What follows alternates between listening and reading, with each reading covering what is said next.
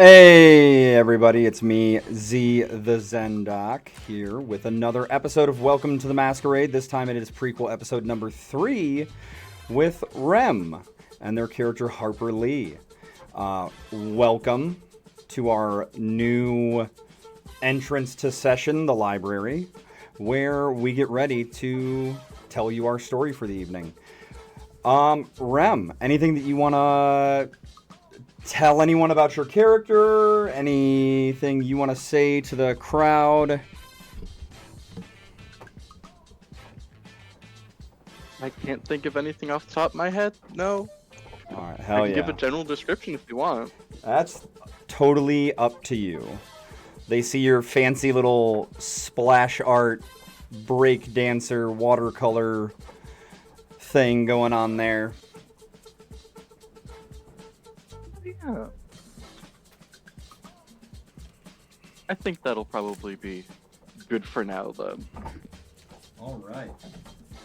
So, we are going to, as with the other two episodes, get started with a little bit of character creation stuff. So we are going to pop over to our play screen. Alright, so have you already gone and added? You have not, so let me do that for you real quick. Harper. God, I could do that myself. Harper Lee. Actually, this time, I'm going to delete that. This time, go ahead and you can see in the top right-hand corner of your screen, Rem, hit, on the Actors tab, hit Heromancer for me. Heromancer. Yeah. Okay.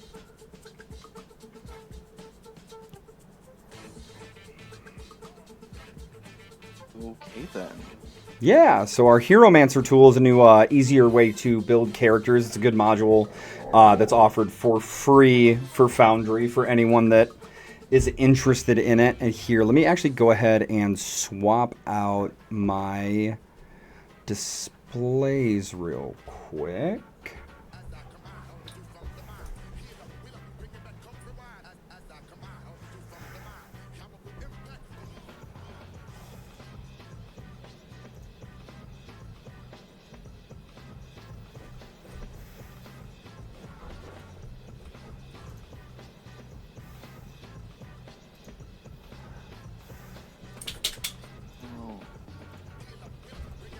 Something I don't know how to do on this is add an image for the character art.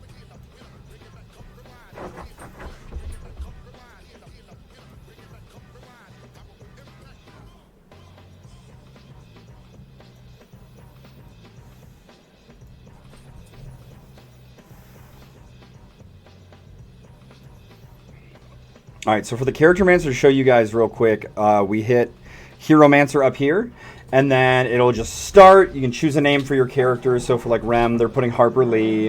It also has a random generator, so Wevekwe. It'll select the player. One sec. My dogs are fighting in the background.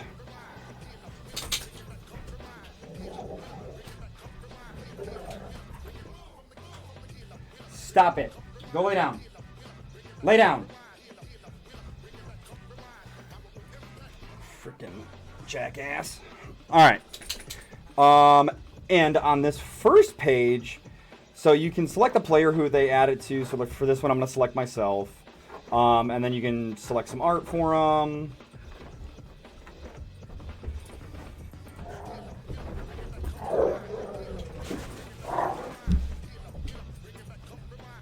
Lay down. Lay down. Lay down.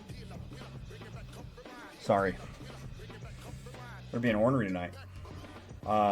Choose a file. I'll just pick something random.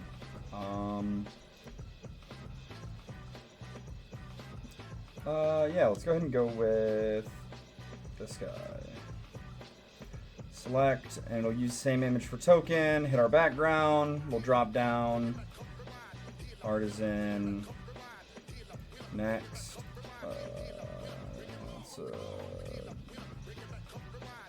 dwarf.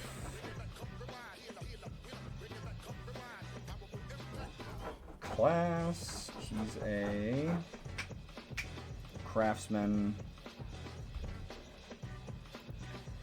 And then you hit your abilities. And for that, for us specifically, we do manual because we go ahead and roll stats. So once you are there, Rem, go ahead and let me know. I was wondering, how do I add art? So in the For the start page, hit select. Mm-hmm. It'll open up a window. Yes. And then in the top left-hand corner of that window, you'll see a little file. Okay. Click that. Mm-hmm. And then down at the bottom, you can upload. Load file. I see. Yep.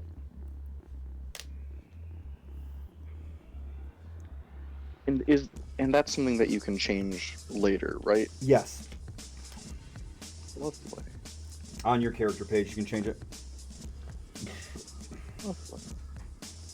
Yeah, you do your abilities. Once those are done, like I'm just gonna roll random here.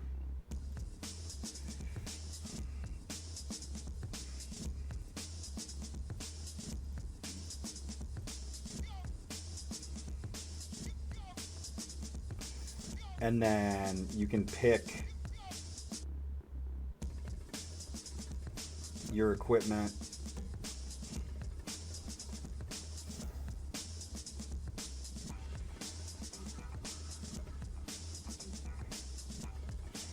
Oh, this one doesn't have starting equipment data, so you might have to like add stuff there. Biography, you can do a whole bunch of fun stuff there. And then your review will give you all of it. And then once you're done, you just hit submit, and it creates it over on the side. And bam, your character's ready to go.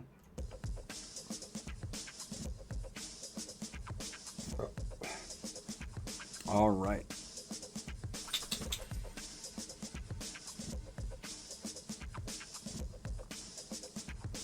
Now, Doc, should I, for the base species, whatever, should I pick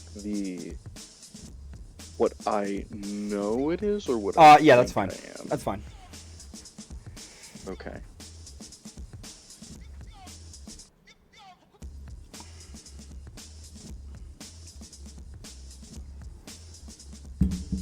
Issue, I don't see that as an option. Then pick the other, and I will pull it from D&D Beyond after session. Awesome.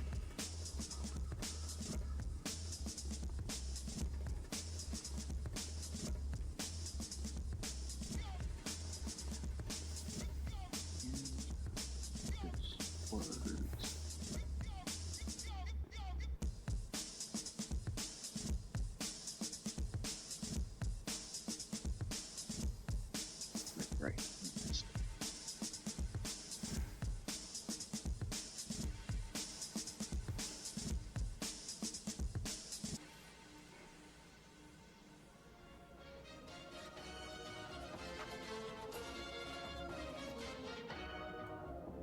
Okay, I am at abilities.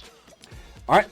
Instead of rolling with the dice icon there, go ahead and roll me 4d6 in chat.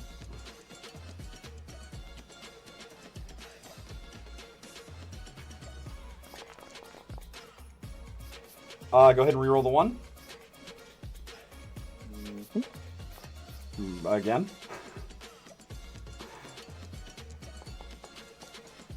Okay, so that's going to be a 16. All right, one more again.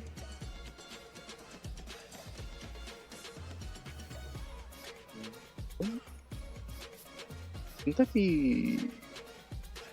Oh, nope, yep.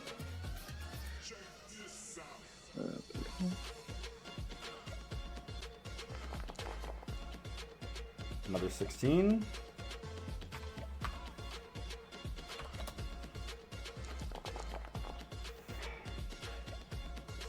$14.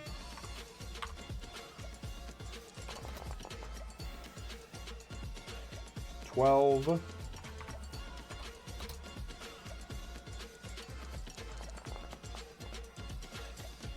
Jeez, another 16? This is my final one, right? Yes. Okay. Reroll the 1.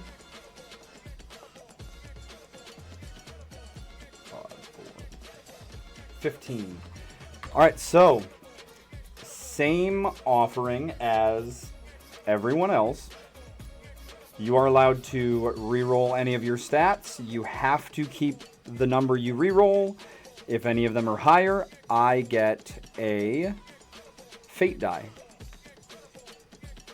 Which for the audience, those of you who haven't tuned in before, fate die are essentially like divination wizard portents, except for I get to use them as the DM to replace a roll wherever I see fit narratively to help kind of improve the story.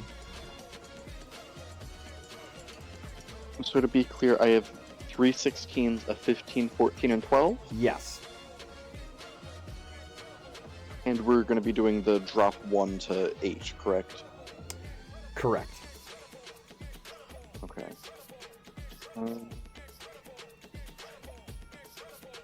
With that in mind,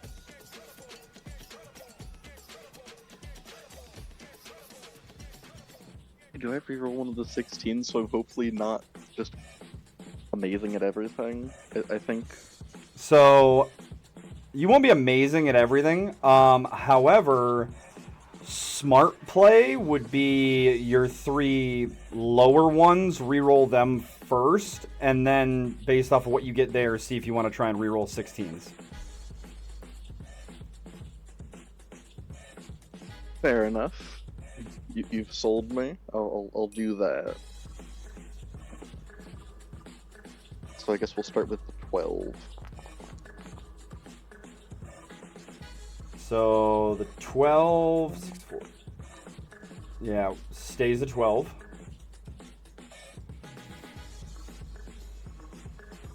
Wait. 14.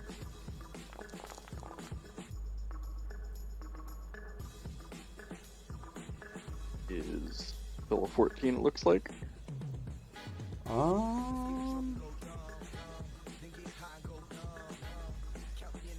No, so that actually drops to a 12. Oh, right, it's keep the new one, I forgot. Not. Yep. And then 15. Ooh. Is, Go ahead and reroll that 1. So that's going to be 5, 4, 9. So that 15 turns into 11. Yeah, I'll so 16, 16, 16, 12, 12, 11. Yes, and the 11 would drop to an 8. Yeah, I think I'll You stick can. with that. I was gonna say you can always risk it for the biscuit on some of those 16s. See if you get higher. As tempting as that is, I think I'll pass. Alrighty, I come out of this with 0 fate die. However, you come out the loser from having 2 lower stats. Yep. R.I.P.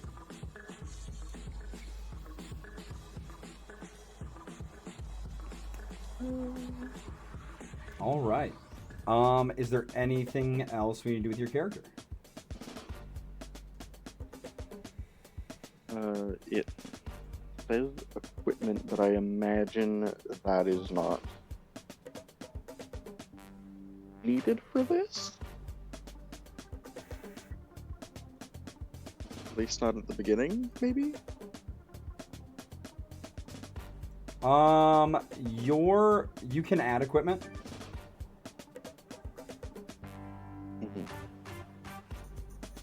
You can go ahead and just take starting equipment if you'd like.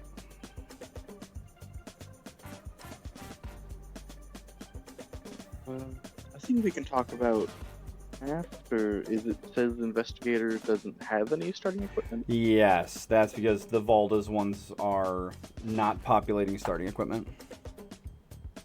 Lovely. Cool.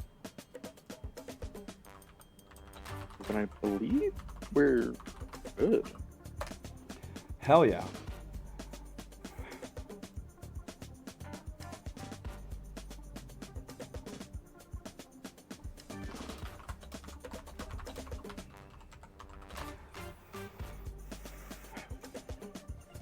All right, so if that is the case, if you would like to describe how Harper looks currently for everyone, we are actually going to be starting.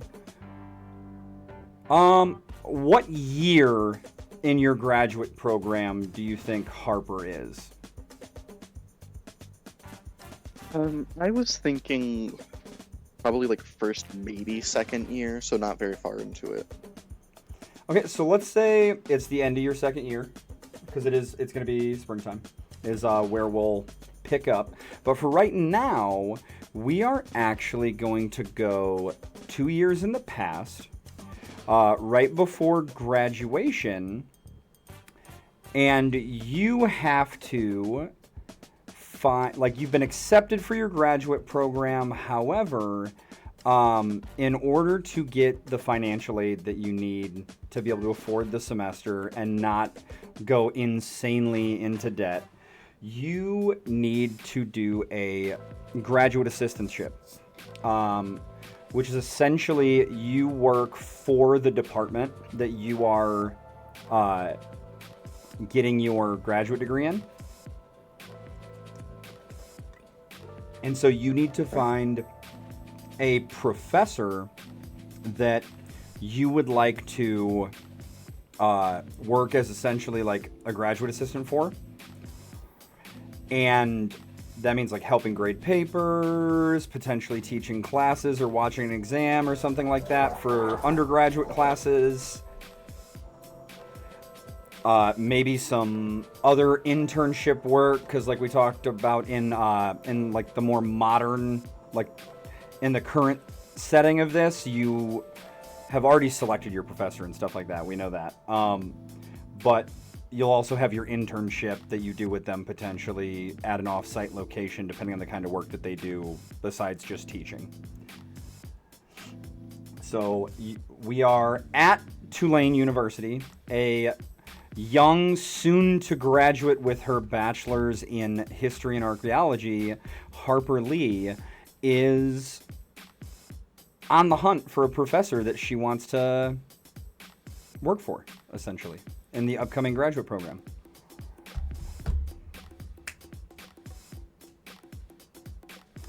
And there's a big dance competition this weekend.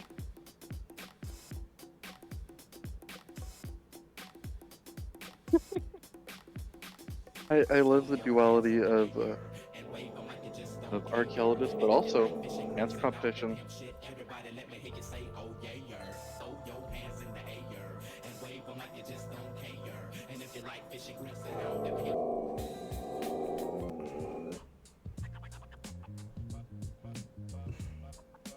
So, what's Harper doing?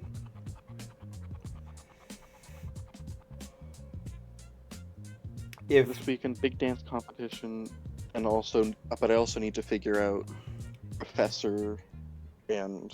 Yep. If you don't figure out a professor and get like them to agree to take you on, then the department will assign you to someone. I see. Was I given a like list of people who would potentially be interested in taking on an aide of sorts? You were told that Professor Agatha is looking for an aide to help out with her course load. She's one of the more tenured professors in the department. You were not a big fan of her lectures. They were very boring, very rote, just kind of like read off old texts and didn't really make the class interesting or enjoyable. Additionally, Uh, Professor Theodore Stain is open to accepting graduate assistants. You have heard how from previous assistants of his that you met during his classes, though, that he's kind of a stickler and a taskmaster, that you'd wind up doing essentially a good chunk of his job for him. And then there's a handful of other professors that you haven't taken any classes by them specifically, because it was just like early graduate, like the filler classes in the first 2 years, like your common cores that they teach history-wise. And those are ones that multiple different professors teach, and you wound up having somebody else for those classes and not those ones.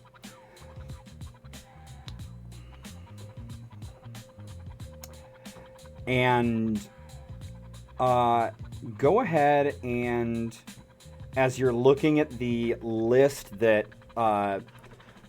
the head of the department wrote out for you for professors who are willing to take on graduate assistants, make me an investigation check. Investigation check. Sorry, there were things I need to do after the Pyromancer that I didn't realize needed to be done first.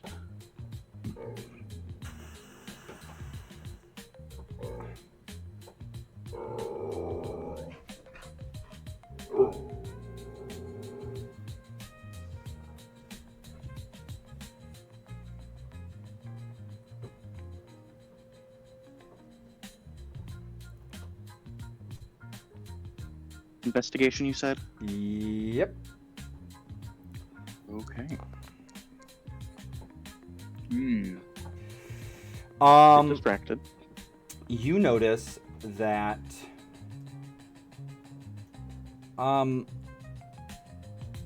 Professor Coates is not on there, much to your dismay.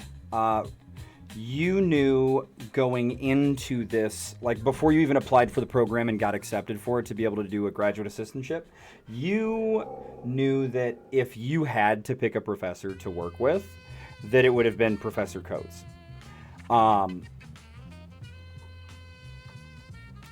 And for some reason, he's not on the list. And thinking back, you don't remember any of the classes you took with him having a graduate assistant.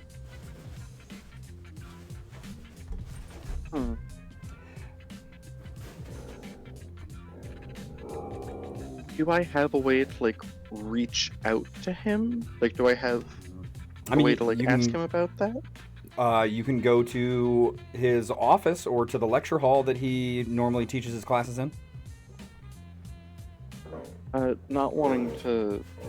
Classes are still in session, right? Because I'm about to graduate, but it's not. Wait. So, like, most classes are no longer in session. There's a few here and there, like the weird ones where some people take, like some universities will break up. They'll have, like, spring 1, spring 2, or they'll have a spring semester instead of, like, the mini-mester programs that some offer.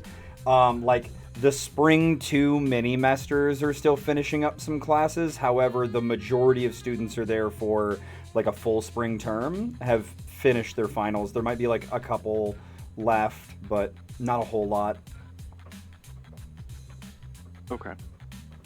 I think I would start with his office, and if I don't see him there, then I'd head to the lecture hall I know he's usually in. Actually, you know what? We messed up and we didn't do this because we're now, like, into the play portion. But why don't you go ahead and give the viewers a quick little, like, just kind of, like, background on Harper, like what kind of family she comes from, what kind of person she is, and a little physical description. I was going to say, I also realized I forgot to do the physical description. I mean, hey. Yeah, Harper... Perfect time to figure it out. Yeah, Harper's not particularly tall. She's, like, maybe, like 5'5"-ish. Got, like, straight black hair, like green eyes. She's like she's not like built, but she's like in good shape from dancing and like movement and stuff. In terms of like background and stuff, comes from a very large foster family, the second oldest, with countless others much younger than her. Yeah. So, is Lee the foster family last name, or is that like a picked last name that Harper did after she turned 18? I think it was a picked last name. Okay, then I will just go ahead and give them one. So the Bouchers, Bobby and Marissa Boucher, live out in the bayou about an hour and a half outside of Nolans.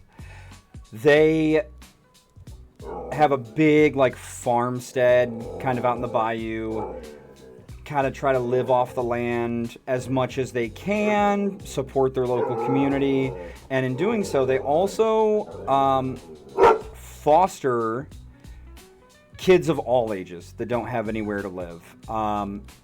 Whether it's adopting a baby fresh out of the hospital and keeping them until a family's found, or maybe not, or somebody who's 17 and struggling and they're just there for a couple months until they turn 18, and everything in between. And so Harper's kind of grown up with anywhere from 7 to like almost 20 kids around on the farm at any given time throughout her childhood. And there's some that she's closer to than others, and some that, you know, kind of like came and went and they've never heard from again. But yeah. So what's Harper thought about, because Harper's been there since she was a baby. So that's the family she's known her entire life. So what's Harper thought about that? I mean, she loves her mom and dad, but they're, you know, a little busy at times with the countless other foster kids, so doesn't always get a whole lot of time with them, or at least not as much as she would like. But she understands given the situation. Fair enough. Is there anything else that you want to tell the audience about Harper? I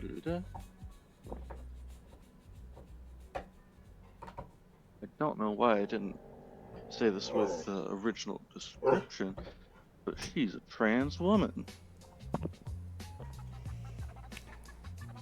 All right. And doesn't fit. Here we are. And is that something that like has been discussed with mom and dad or any other members of the family? Like, where does that sit? I think she's definitely had at least a small like heart-to-heart with her parents and the especially the other two like older siblings, but I think not especially with some of the younger kids not fully understanding what that means with them. Okay.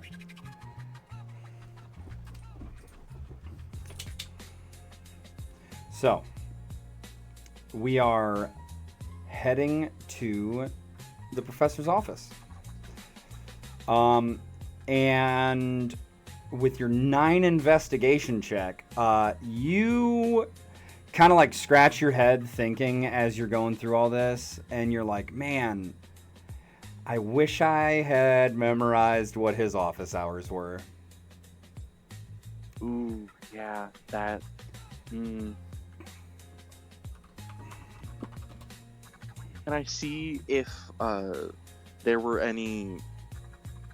Can I like take out my phone, see if there were any like emails with them that I can find, or like any like assignments that said like hey, these are my office hours if you have any questions.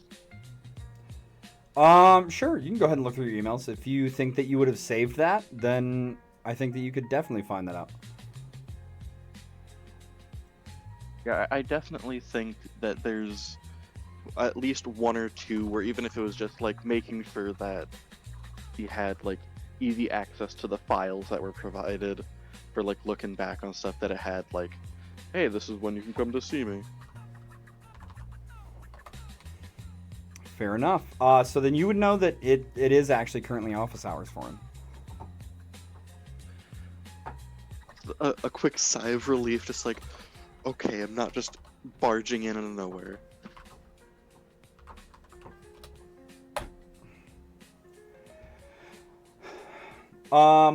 As you head over, you actually get like a little bing. There's a text comes in on your phone. Okay, let's see who it's from. So it's actually from your older brother Sam. He's just texting saying, "Hey, super excited about the competition this weekend. Graduation coming up. I'll definitely be there. And I've got a surprise too. So can't wait to see you. Love you. Hope everything's going well and the exams weren't too tough." Oh. Definitely, like a heart to that. I'm not sure if that's just for me. Co, I know you're in chat. Is Rem, like, because that's the second time, is their mic getting weird for you sometimes too on the stream? Oh, is my Wi-Fi dying? It was really, really choppy twice. Oh, lovely. It's not consistent. It just kind of comes and goes.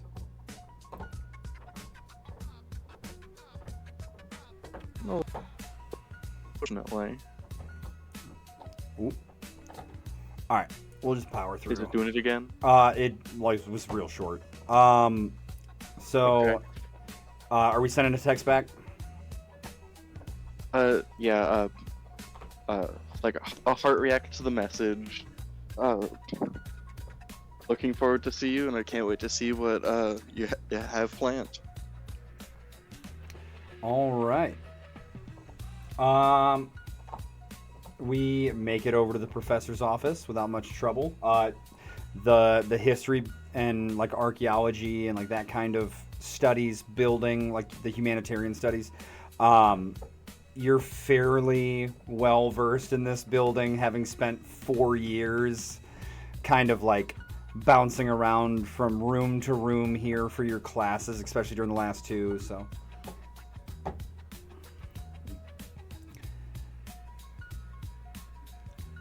The door is closed, but you've already confirmed that it is office hours for him. Door being closed and not wanting to potentially barge in on a meeting with another student. I'm gonna walk up, knock on the door, wait for a response.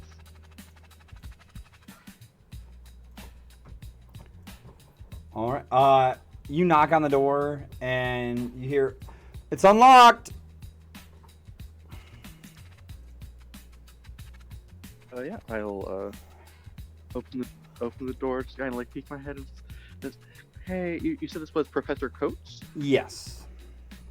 So Okay. Professor Quentin Zachariah, so Dr. Quentin Zachariah Coates goes by either Professor Coates or Professor Q or just Q sometimes, depending on how informal he's being with the crowd of students he's lecturing at that given time.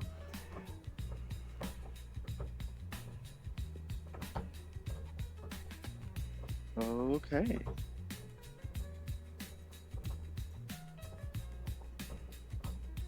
Did you say he referred like Doctor or Professor Coates? Normally goes by professor when talking to students, but like on the door it says doctor because he's got a PhD in archaeology and all that other good stuff. Awesome. Just peek my head and say, hey, Professor Coates, I was wondering why you weren't you weren't on the list of people that were looking for like aides and stuff. I was hoping I could maybe help you with classes and stuff. Ah, yes. Miss Lee, come in. Have a seat. I'll come in and I'm assuming sit across from his on the other side of his desk. Yeah. So the office is pretty messy. He's got like it's kind of like not super well lit except for like from the window. Like if it was nighttime in here, it'd be rough. There's just like kind of one desk lamp. The desk has all kinds of different like manuscripts and old scrolls. You see a bunch of like plaques and like framed degrees and stuff up on the back wall behind the desk. And then on either side, there's just shelves that kind of like crowd in the center space. It's not a big office, that are just like covered in different like archaeological and historical knickknacks and items. Some of which you're fairly certain should be in a museum somewhere. However, hey. I'm sure there's reasons why they're here and not in a museum. Yeah. There's definitely those. So, I take it that you've applied and been accepted for the graduate program, and it seems you're doing the graduate assistantship to, help with your resume and get some additional experience working with one of the professors and all of that. Is that what I'm understanding, Miss Lee? Yes.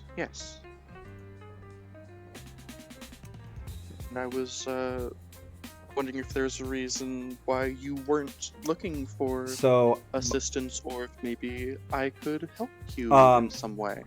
Also, just for the chat, the picture on screen is Professor Coates. He's appears to be a like late 30s, early 40s, kind of slight Hispanic accent, and tan, but kind of with like a reddish hue, almost like some kind of mix of like South or Central American and Native American. He kind of just strokes his beard and he's like, I'm not sure how to say this in a way that doesn't make me sound pretentious. However, it's generally easier for me to just focus on the teaching and the grading and doing all of those other things myself. I generally find it hard to accept someone assisting with those things. There's a lot of teaching that goes into it, lots of making sure you know what I expect. It's a hassle, and so generally I just, instead of taking on someone to help do all the work, I do it myself. I hope you don't take offense to this. You are a very, very bright young woman, and I think that you have a future in the studies that we perform. I just, unless you had a very good argument as to why I should take you as a assistant and what you could do for me, I do not see the benefit.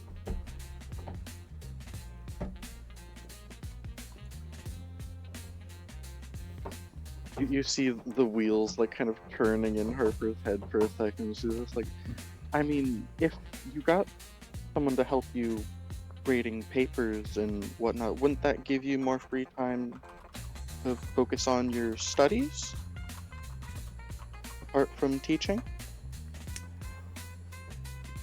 Go ahead and roll me an insight check.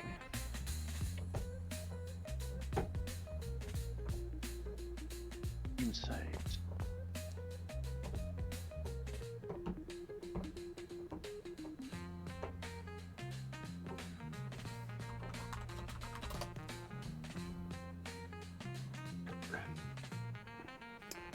What do we get?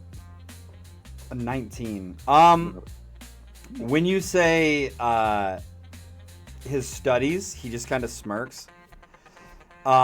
You get the feeling that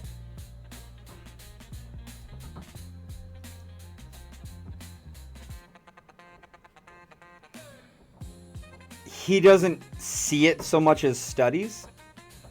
And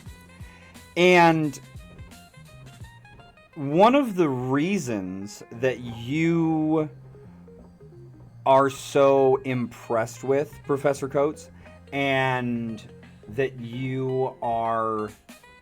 he's essentially your favorite professor is he speaks with an authority and a confidence on all different manners of history with a level of understanding as if he's almost lived it.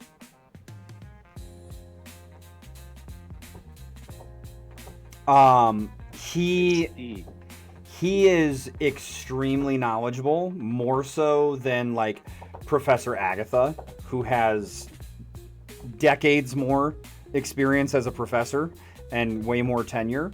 However, when he lectures, it's almost like someone telling you about a time they did something or a story that they heard from a friend than it is telling you about events in history in the way you would think of in a lecture hall. I see.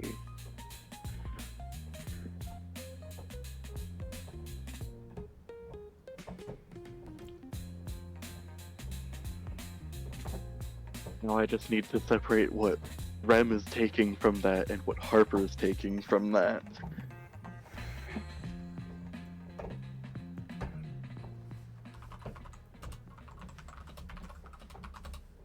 But did he respond to my thing or just smirk when I said studies? Oh, you're right. I am so sorry. Fine. You're fine. He goes, he kind of thinks and he smirks and he goes, I have ample time to do all of my preparation, my grading, my studies, my collecting. I mean, the shelves, well, they may look very chaotic. These are all things I've gone and found and collected myself. And I curate my little collection here, and I have many other hobbies. I have ample time on my hands. It is no burden to do all this myself.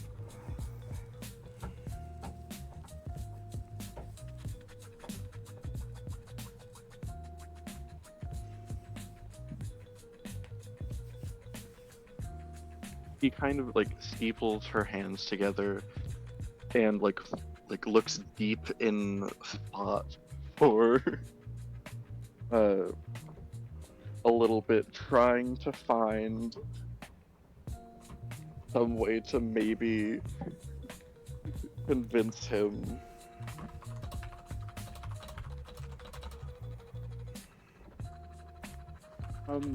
Through from my classes with him, would I know if how do I words?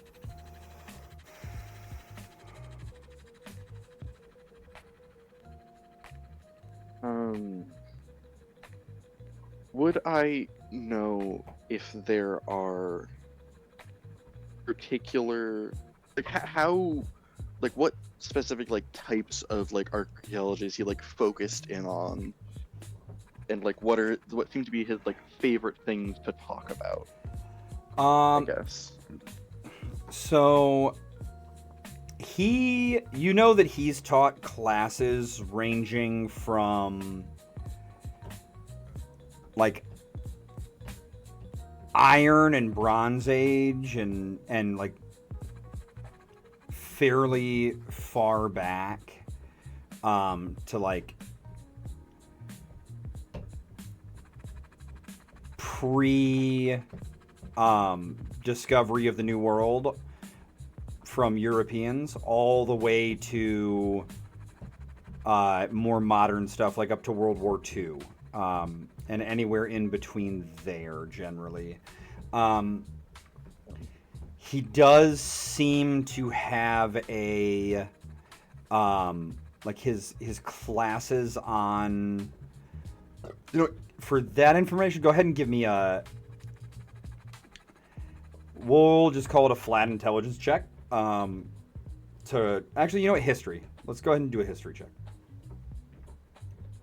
Okay. Oof. He's rolling so bad. Yeah, he talks about a whole lot of stuff. Yeah, anything from, like I said, from Bronze Age to about like World War II era. That's There's a very wide range. There's some classes he teaches that are like even further back to like pre-Homo sapien, like Neanderthal and things like that, like Beringia, the expansion from the cradle of civilization over in Eastern Africa out to further areas. However, like the bulk of his classes are that, like, I'd say Bronze Age to just after colonial era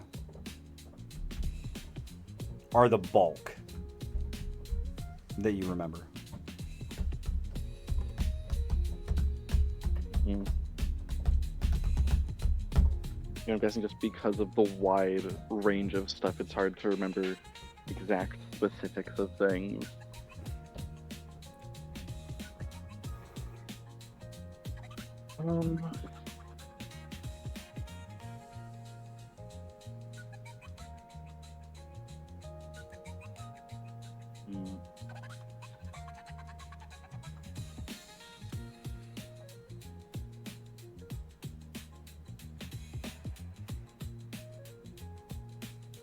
Professor, if I'm being completely honest, you were the main person that I was hoping I would be able to like study under and help. Just the way you talk about history just makes it feel so alive, and you're a lot better at making it seem interesting than some of the other professors.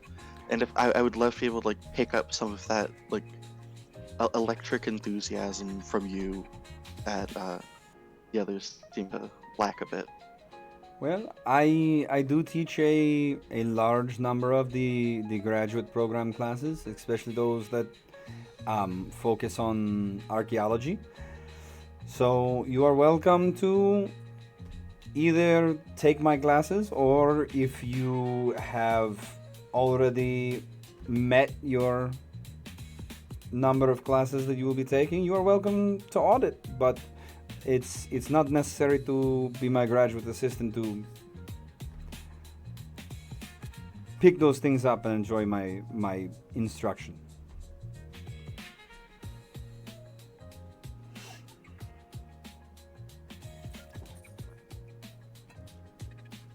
Hmm.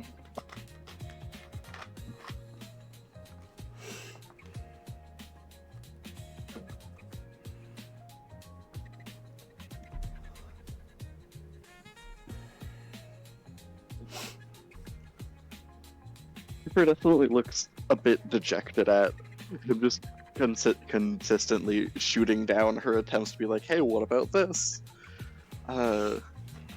But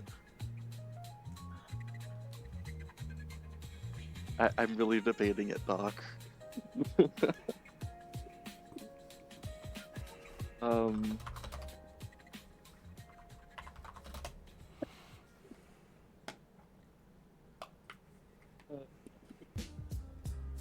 uh, the four she looks like she's about to start getting up, but then she just kind of look just looks over at him with just is this because I'm trans? How loudly does Harper ask that? Like, is this a question where it's one of those times where Harper feels like somebody is blatantly doing something negative towards her because of that? Or is this kind of like one of those questions that comes from insecurity that she's afraid to ask, but at the same time wants to know and make sure? Definitely the latter of the two. So with it kind of being asked a little bit quieter, Professor Coates kind of cocks his head and goes, I'm sorry, Miss Lee. I don't think I caught that. What was your question?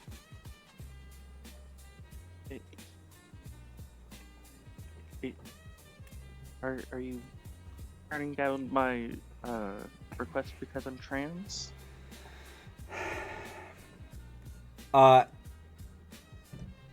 He looks really sad as you ask that question. And he thinks for a moment and he goes, Miss Lee, your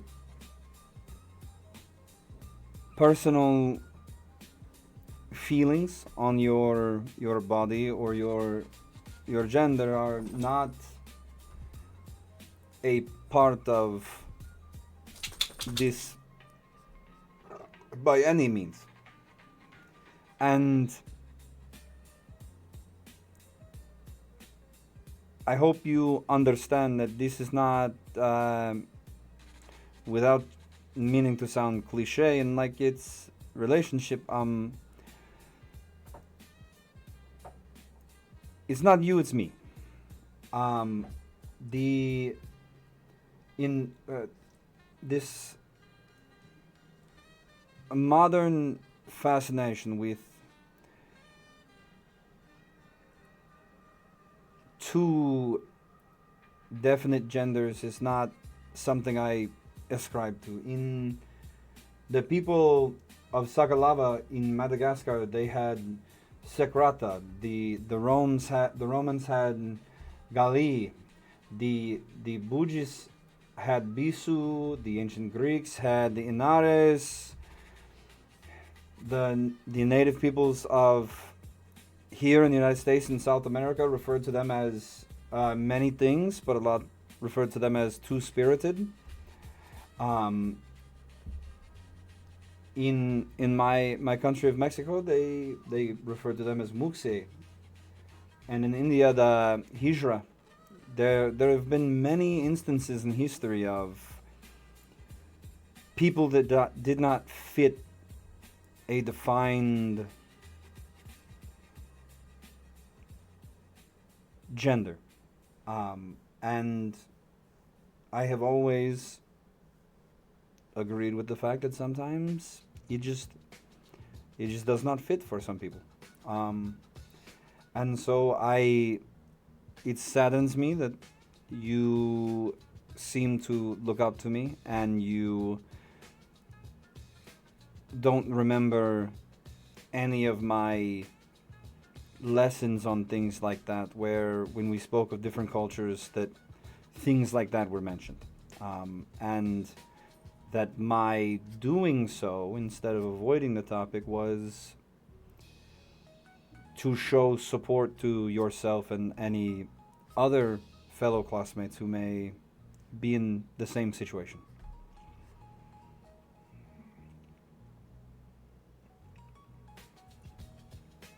Oh, I'm sorry. I didn't mean it that that you weren't supportive. That it was just I, it's a bit of an it can be a bit insecure regarding that sort of thing. So yeah, sorry. I'll go. Who, Thank you for your time. just out of curiosity, who are the other professors who have volunteered to take on assistance? Um, you had said it was Professor Agatha? Yes, Professor And Agatha, Professor Stain, and then there's a handful of others. You could just hand him the list that was written out for you by the. yeah, I hand him the list, yeah. He looks over the list, and like as he reads it, you see his face like go through like a couple different faces at like different names, and he just kind of like rubs the bridge of his nose, and he's like, "Ay ay ay, I see why you come to me. I see." It's not a lot of great options here.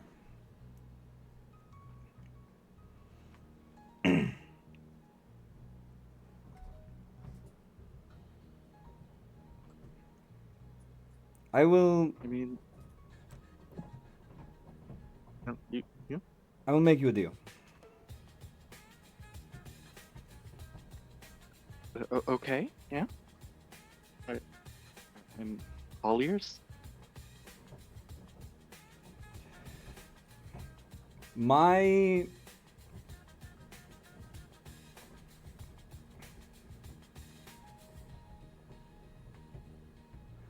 You name me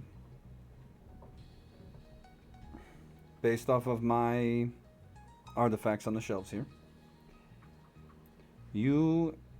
I will give you a couple minutes to look over them, and you try and deduce two of my favorite cultures.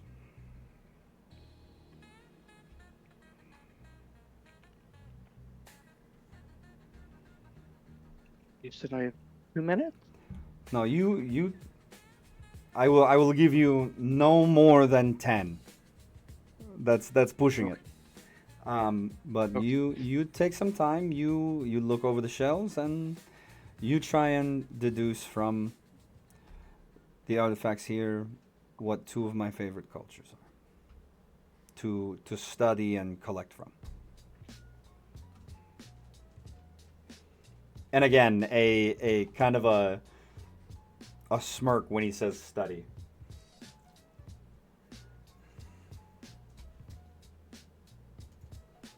Harper, definitely a little curious and confused by the smirk twice now. Studying these artifacts from ancient times will start looking around the room and taking in the information on all of the All right. and what the different ones are. Let's see if we can hit that investigation check a little bit better this time. Let's hope so. One thing real quick about Foundry sheet. It says from investigator I should have expertise in 2 skills, but it didn't. You I are don't? also not level 1 yet, technically. Ah, I see. Got it. I forgot about that. I'm just a regular person, no level or class.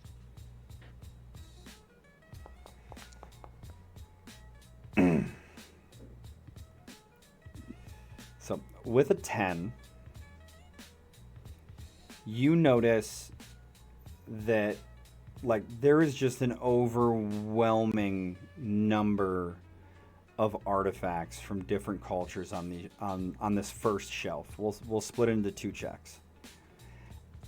You see artifacts from Imperial Japan, from ancient India.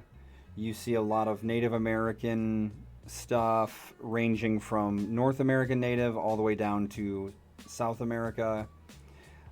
Even some stuff from like the Inuit peoples. There's some Pacific Island artifacts from their Aboriginal peoples. The Maori, Samoa, Hawaii. And you even see like some Greek and Roman stuff mixed in, and some Celtic and Norse things. And it's hard to get a beat from this shelf with your check on if there's any like major front runners. You can tell that the top 5 as of right now would most likely be Native American,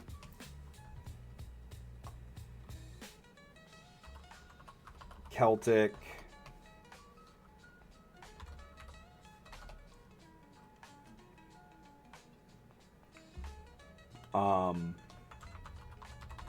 Japanese, Pacific Islander, and Roman.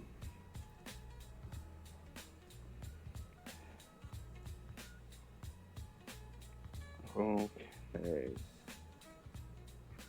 So you can go ahead and give me another check for the second shelf.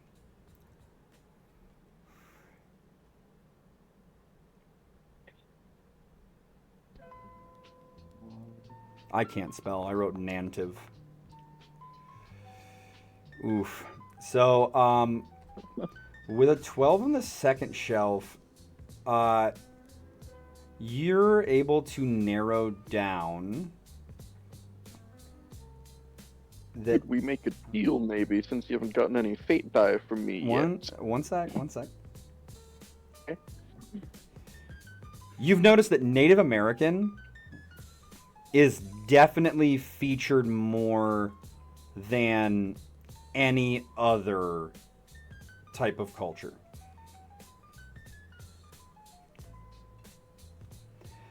Go ahead and give me an insight check.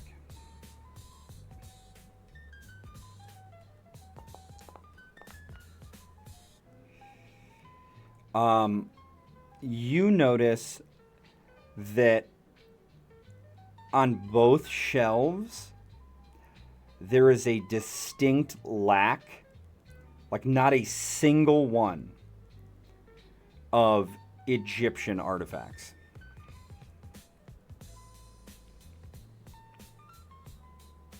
Oh.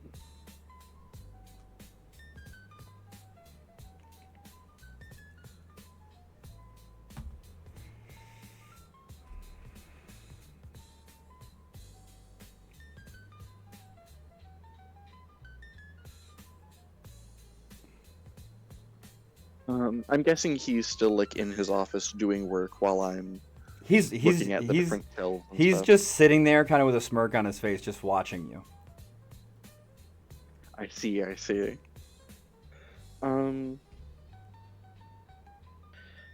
think. How long has it been that I've been looking at the shelves and stuff? We'll say about 7. 7 minutes? Okay. Uh, Noticing that there's not a single Egyptian artifact on either of these shelves, when there's such a wide variety of them from other places, just like pause for a second to say, "Am I allowed to ask you a question, or is that kind of breaking the rules?" Seeing as this is meant to be your powers of deduction, based off of what you see, I would say no questions and go with your gut, Miss Lee.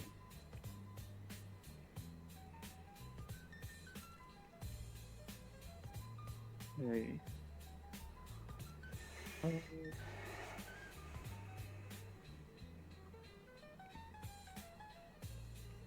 Noticing there aren't any Egyptian artifacts or anything on the shelves, is there anything like on his desk or person that might seem like in that sort of style, or for lack of a better word? You can go ahead and give a history check if you'd like. Or Uh, you remember him teaching quite a bit about Egyptian history and mythology and the dig, like especially the couple like archaeology focused classes, like the digs in Egypt that are like still going on to this day, trying to open up different areas around the pyramids and like lower down that haven't been opened previously.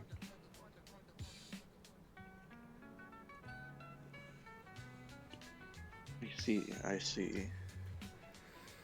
There's been a lot of classes on that. And No. additionally, you notice that while there's a large number of different types of Native American artifacts, none of them are as like there's some pretty impressive stuff from the other cultures.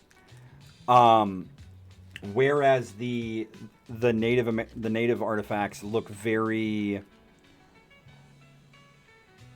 minor.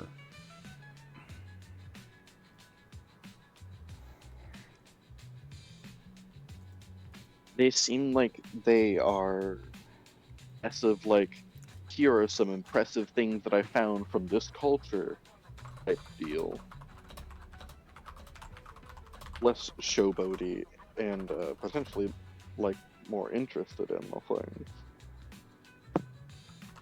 I see. And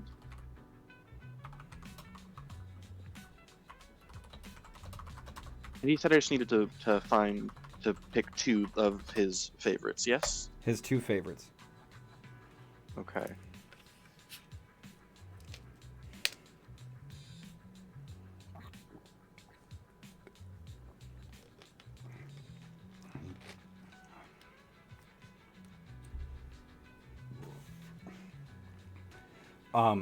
Second of what's displayed would be the Japanese artifacts. Mhm. Which is kind of barely coming in front of the Celtic stuff. Mhm. I think as he's noticing all of this, I think he's gonna pause. Just he's kind of like muttering to himself, "Interesting."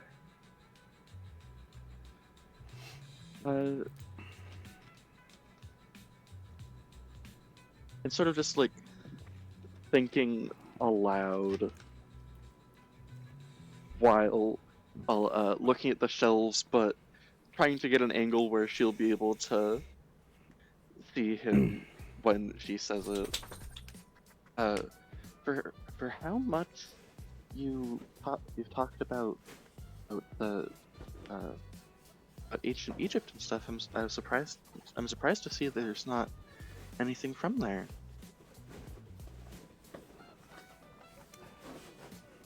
He just kind of shrugs, and the smirk deepens a little bit.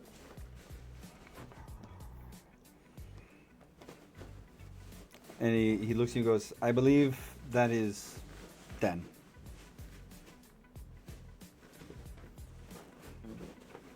Perfect time, because I think I've figured it out.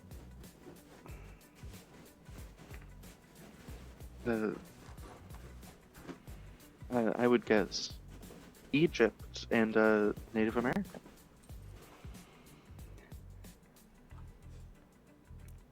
He just kind of nods a little bit and goes, I hope you do not have big plans for your summer. We will be working at the museum over the downtime. And if you are as interested in learning from me as you say you are, then you will also be interning for me in my duties that I provide there.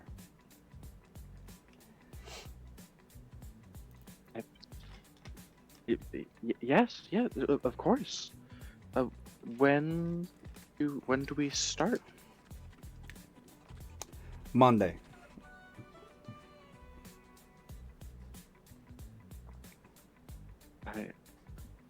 I'm looking forward to it. I'll see you then.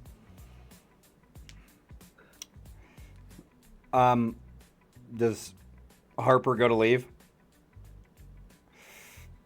Yeah, she goes to leave, but it almost like skipping happily as she's going. As she's like about to shut the door, he goes, Miss Lee, I believe you have something I need to sign. Oh, yep. Sorry, got a little excited. Over the papers. He signs off on your paper, accepting you as his graduate assistant, and you head off and turn it in. We fast forward to this weekend in the big dance competition. You and the other girls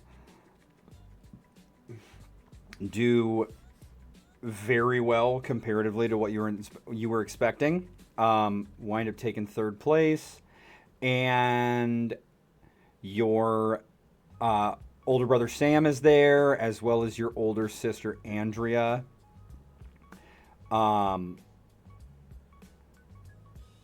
And a couple other like family members. Mom and dad weren't able to make it, but like anybody that was in the city. And like some of your other college friends. Is there a significant other for Harper that would have shown up? I don't think she's really had time to think about that with everything else going on. Fair enough. So Sam congratulates you and asks if you want to go to dinner. Yeah, that sounds great. So you, Sam, and Andrea head off to dinner, and you've been, down with your team and stuff throughout the competition, and so you haven't really like had a whole lot of interaction with the two of them. But as you guys are eating and you're talking, go ahead and give me a insight check on the two of them.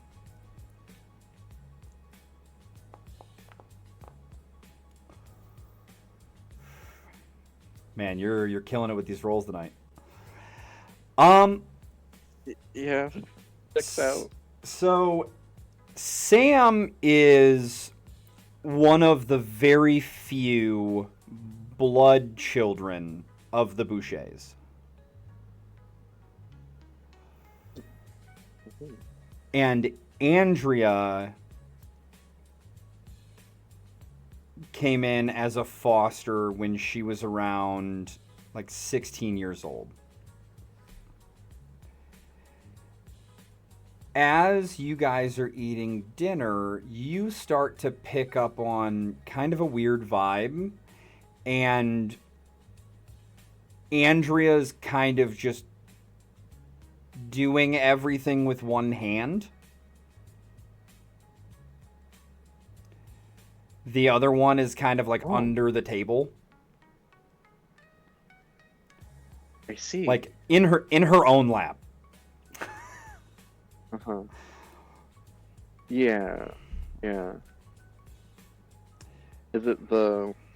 It's the left hand that's on her lap, huh? Yep.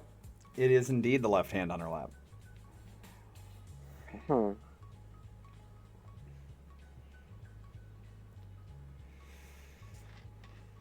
And it was just me, Sam, and Andrea that went out to dinner, right? Yeah, everybody else had Or were stuff. there others? Everybody else had stuff to do, and also it didn't really seem like Sam was inviting the rest of them when he offered to go out to dinner. Ah, I see. Has Sam been doing a similar thing to Andrea? Or... No, Sam has not.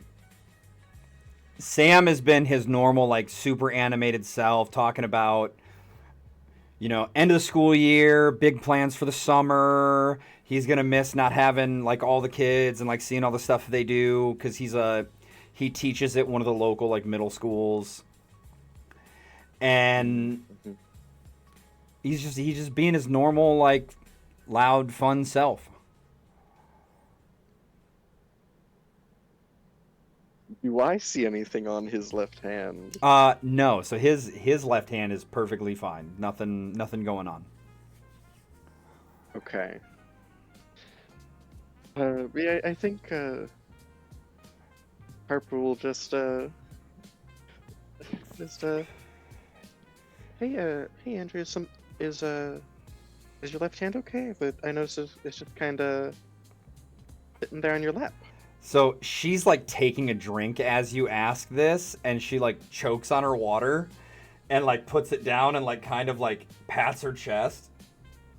And Sam goes, "Yeah, not very subtle, is she?" So Not really, no. we were gonna like wait till dessert. But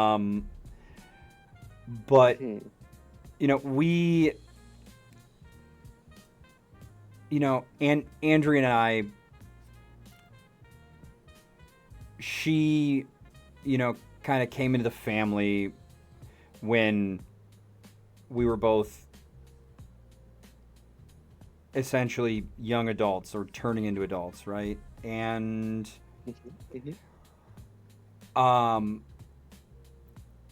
even though there was no like official adoption of her into the family, because she was one of the older foster kids, and so it was just one of those things where she lived with us until she turned 18, like a year and a half after she came in. But we still have kind of been keeping it on the low and not saying anything to the family because we didn't want anyone to get weird about it. But and like Sam's getting super awkward, and Andrea finally goes, "Oh my God, Sam, just spit it out. We didn't want the family to be weirded out by the fact that we'd been seeing each other, but we decided that it was time to get a little bit more serious." And she holds out her left hand, and there's a beautiful engagement ring. And Sam just kind of like scratches the back of his head and kind of like grins sheepishly, and he's like, "Yeah, we wanted you to be the first to know." And honestly, like, she's just been keeping up her apartment on the other side of town as like a pretense so nobody asked any questions, but we've essentially been living together for like 6 months now. But yeah, we decided that, you know, fuck it. If people want to be weird about it, they can be weird about it. We're not related, and we're in love. So yeah. Oh my god, congratulations! I'm so happy for you two. I mean, I had a little bit of suspicion, but I couldn't confirm anything. And Andrea looks at you and goes, "Yeah, and maybe soon you'll find somebody. Instead of burying yourself in those dusty books and knickknacks all the time, like get out and go do things." Few things. You saw the competition. That it's an extracurricular. That doesn't count. Like, yeah, you've got friends, but like you're not dancing with anyone else. You're just out there dance battling, Miss Breakdancer.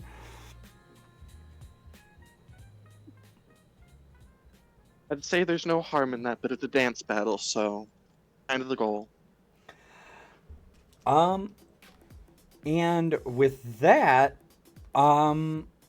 unless you have any questions, you guys, finish up dinner, have dessert, hugs all around, and go your separate ways. I mean, I think the main question would be, like, do they know when the wedding's gonna be? They are planning a long engagement, in order to kind of like find a way to talk to mom and dad about it. So they don't currently have a date for the wedding. Excuse me. I mean, I think just one, not necessarily a question, but a thing that Harper would say is, I mean, it looks like you'll officially be part of the family now. Legally, anyways. Andrea kind of tears up as you say that and gives you a big hug.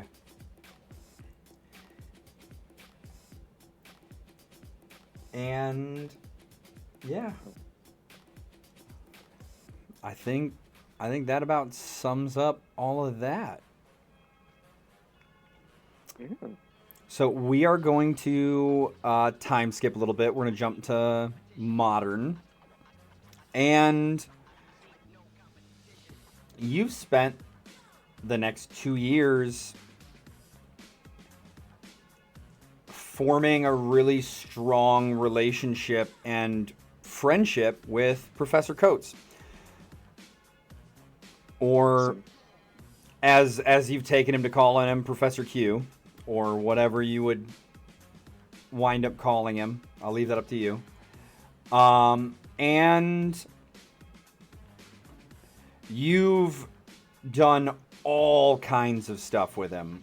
He kind of has a weird relationship with the other professors. A lot of the older, more tenured ones are annoyed at how much students respect his opinion and his takes on history, and how well regarded he is by some of the other faculty outside of the department. And a lot of the younger professors are jealous of like how well the students take to him and how popular he is. He is completely oblivious of this most of the time.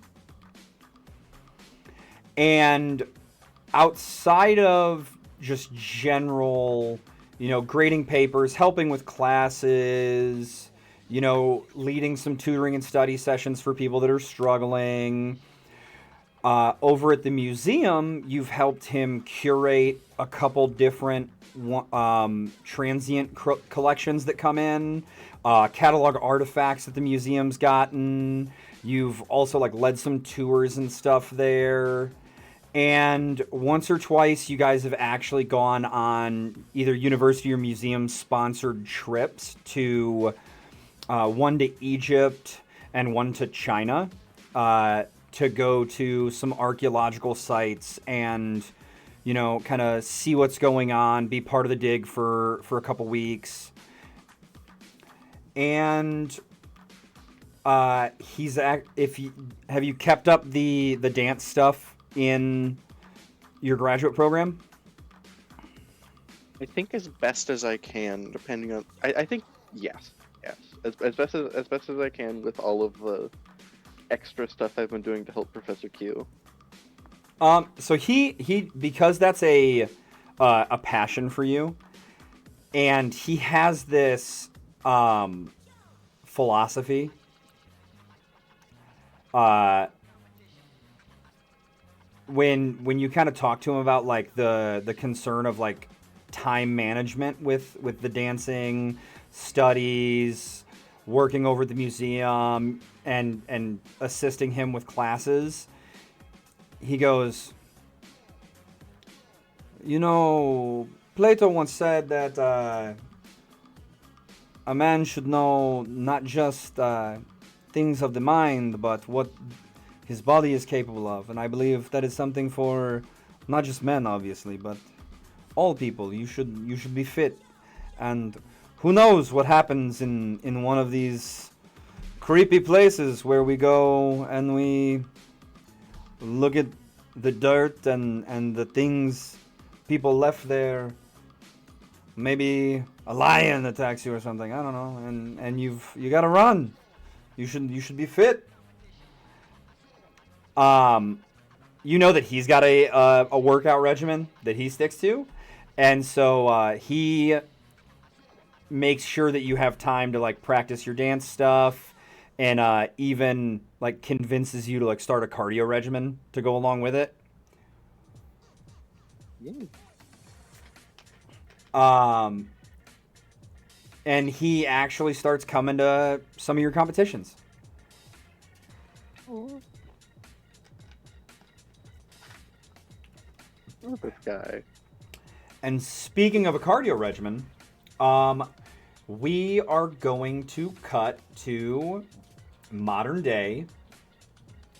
Sam and Andrea have, told mom and dad. There was a little bit of a hubbub and like some weirdness from some of the more like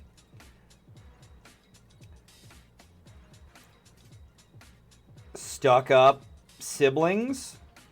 However, mom and dad were supportive. Most of the family was. And in modern day, wedding is set for later this summer, and you are actually out because the museum is on one end of City Park. There in Nolans. You are out. You finished up work and decided that you wanted to go take a run out in the park. The museum in like the staff area has like a changing room and like showers and stuff. And so you keep like a spare set of clothes to go like run out in the park, or like sometimes you can convince one of the groundskeepers to like leave the statue garden unlocked after hours for you, or like let you have a key for it so you can like go run the pathways in the statue garden. Nice. And you are out enjoying a run. And throughout the course of it, you notice more than usual text message alerts in your headphones.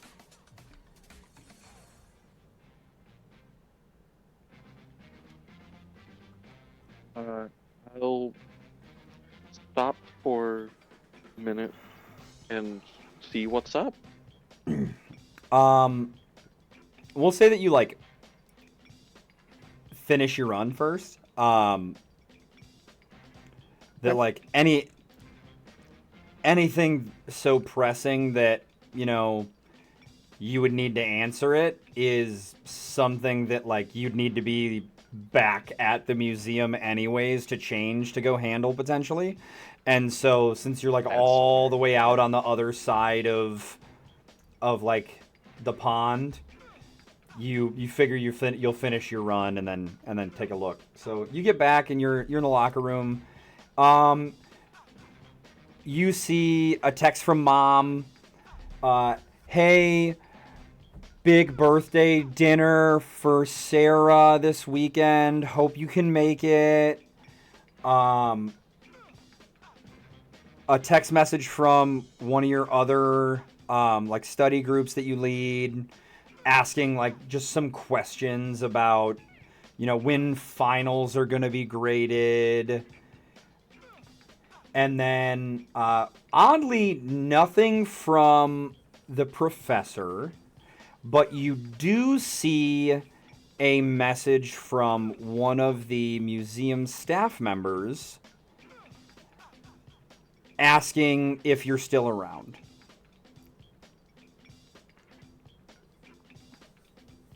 It's like one of the lead curators. Oh. I'll respond to. I think since it's the most the closest, just respond to the curator. It's like, yeah, I'm still here. I'm here. They ask if you can come and meet them up in the the administrative offices.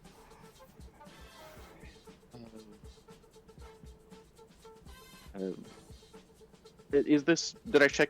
I assume I checked message after getting back into like regular clothes and showering and stuff, right? That or you could just be like, yeah, sure, let me hit the showers real quick, just finish my run. I'll do that. So you shower, get changed into your street clothes, you head up. They're like, oh, perfect, Miss Lee. Have you seen or heard from Professor Coates? Not recently. When I was I was a bit confused by not having any messages from him when I finished my run, but yeah. When was the last time that I saw him, Doc? It would have been so you guys were working on some stuff there at the museum. So like by this time it's late in the evening. Probably like 7, 8 o'clock. The museum's like actually like either just recently closed or is getting ready to close. And you probably saw him around like 2 or 3 as you guys finished up what you were working on there, and he said that he was going to pop back over to his office because he was expecting something. Okay, yeah, I'll just be like, yeah,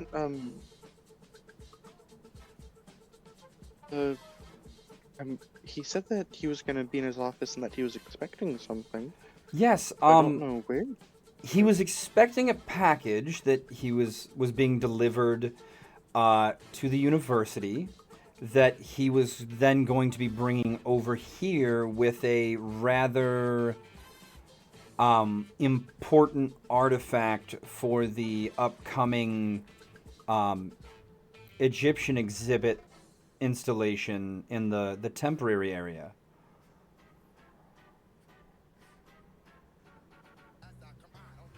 Oh.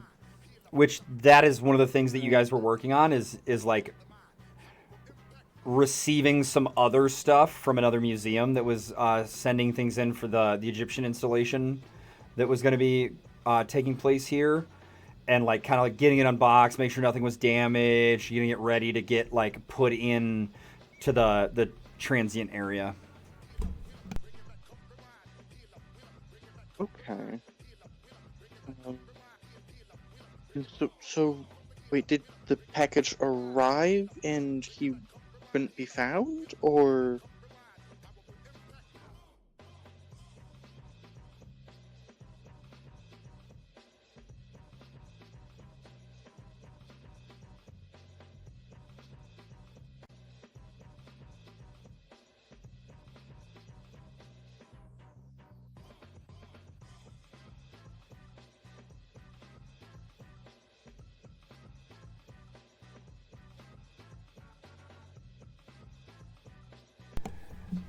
They go, no, this wasn't a package coming that was from another museum that was part of the museum negotiated portion of the installation. This was actually a package from a friend of his working at a dig site in Egypt that made a recent discovery and had found some stuff and was sending something that the professor was fairly excited about.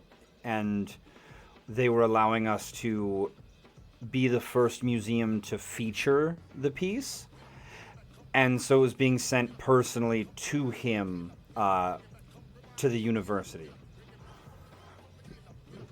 And you would have heard about this package coming in. But did the package arrive and he wasn't around to receive it? No, Or... he was supposed to bring the package here once he received it at the university, and he should have been here at least an hour ago. And I can't get a hold of him. Huh. I can go check his office at the university if you like, because yeah, that's strange. He is And fairly this isn't like him, huh? he's fairly distracted sometimes. I was more asking to see if maybe he would answer your phone call. However, if he doesn't even answer you, then perhaps somebody should go check on him. Yeah, I'll bring up his number and try calling him. Straight to voicemail. Oh. Huh. Didn't even let it ring. Yeah, I'll go check on him. That's... Huh. Thank you so much. I'm so sorry to ask something of you when you've already had such a long day working and you were doing your run and then I'm sure heading home. So I do appreciate it. I'm fine. sorry. This is it's fine. I understand the concern. Yeah, I'll say goodbye to the curator and I'll head off to his office. I believe that's where the curator said it was being delivered. Yep. So you head over to the university. It's night has fallen.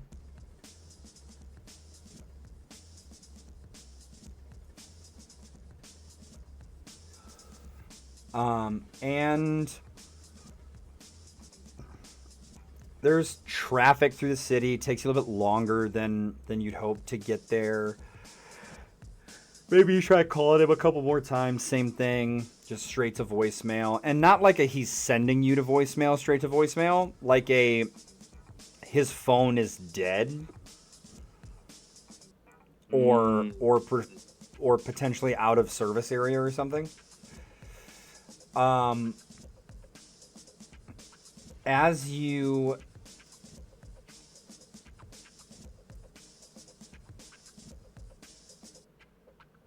get to the university and you park and you're heading up to the building, you notice that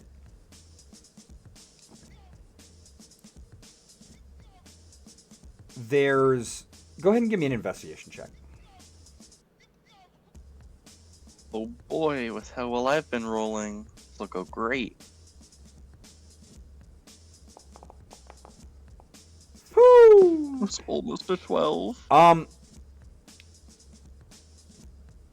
There's a weird number of cars in the parking lot compared to what you've gotten used to anytime that you've come around this time at night. And you don't notice his car here. Oh. As you make your way inside, you get within sight of his office, and you notice that the door is cracked, which is odd because he either has the door shut or wide open.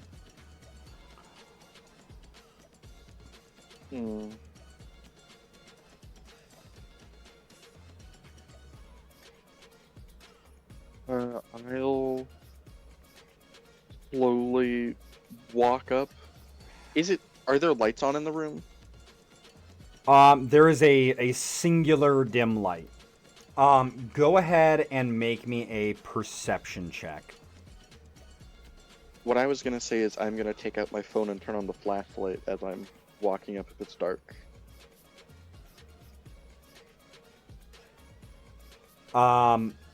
If you would like to make the perception check before you do that, you're welcome to, or you can do it after, your choice. I'll check first just to see what I notice without it. I rolled above a 10. You notice that the handle is kind of at like a weird angle on the door, and the frame around where like the latch is, like where like the frame on the handle side, like where like it would lock in and stuff, is shattered. Like the wood's broken. And you hear voices inside.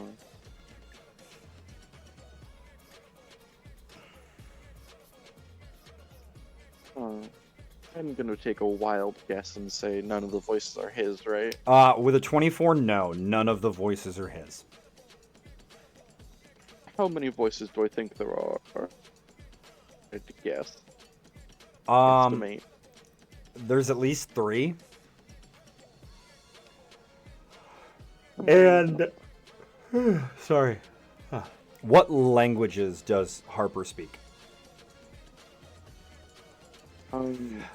Because actually we do need to pause because I messed up. Let's look at Harper. Harper has a +4 in intelligence, which means Harper gets to pick 4 additional languages, tools, or skill proficiencies. Oh. I will also say, I only was able to pick between, the D&D languages, not, actual real-world languages. Mm-hmm. So, I had common sign language, and then Elvish. Oh, don't worry your little head. Instead of Elvish, what would you like?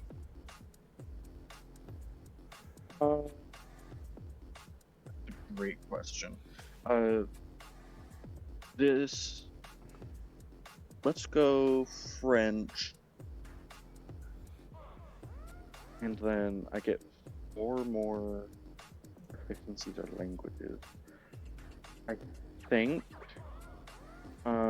Creole as a native, you would have just naturally picked up, so I'm going to go ahead and add that for you.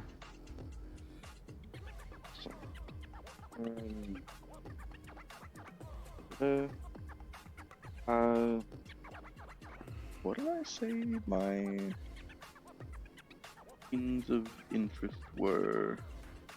I think, let's get Japanese, because I believe I had said, ancient Japan was one of my, yeah. Okay. 3 more languages. I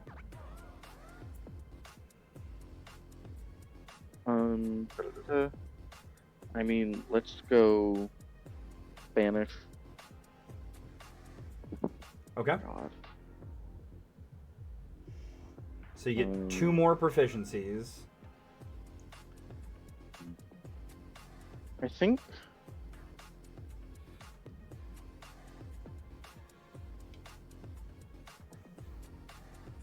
Let's go. Do you think,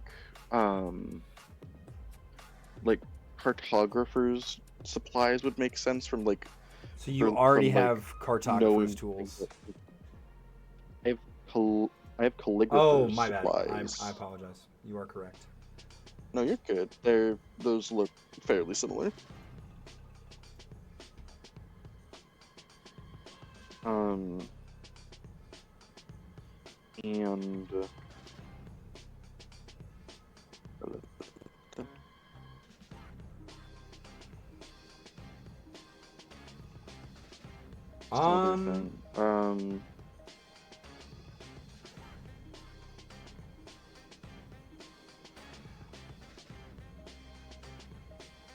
Um, I think we could have like cartographers sit in for like archaeology tools. Awesome. Either Awesome. either that or Add a separate archaeology tools thing. I can, or we can go with like potter's tools because I think that kind of like lends itself to. I mean, why not both? I've got two more. I was gonna ask if you Oh. wanted proficiency in land vehicles. Oh, no, yeah, that. Yep. I forgot that was a thing. Okay, we'll take land vehicles. All right, so that's 4. All right, so you notice that they are speaking in a language that you are not fluent in. However, you do recognize the language because you went on that trip with the professor. They are speaking Egyptian.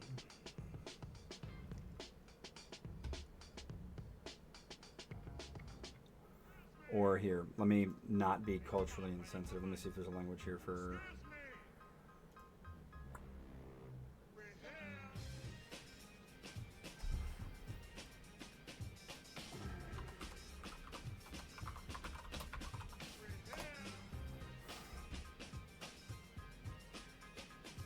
So they're speaking Arabic. Cool. Cool. Except for, go ahead and give me just a flat intelligence check.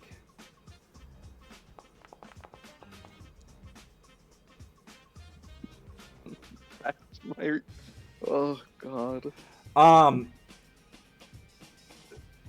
They're speaking, like, generally it sounds like Arabic, but there's like some words that you can't, like, some words just don't sit right from what you remember from your time in Egypt. Okay. Interesting.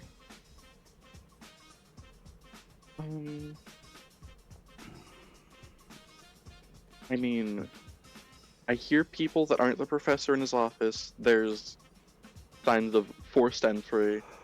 I think Harper would like try to like sneak away without and try to call the cops. It's like, hey, there was a break-in. No being a hero. Harper's just a girl. There's at least 3 people in there.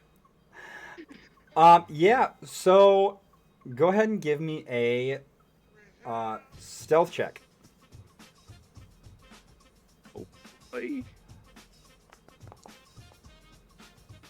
Okay, so you go to slink away. Roll me a D100.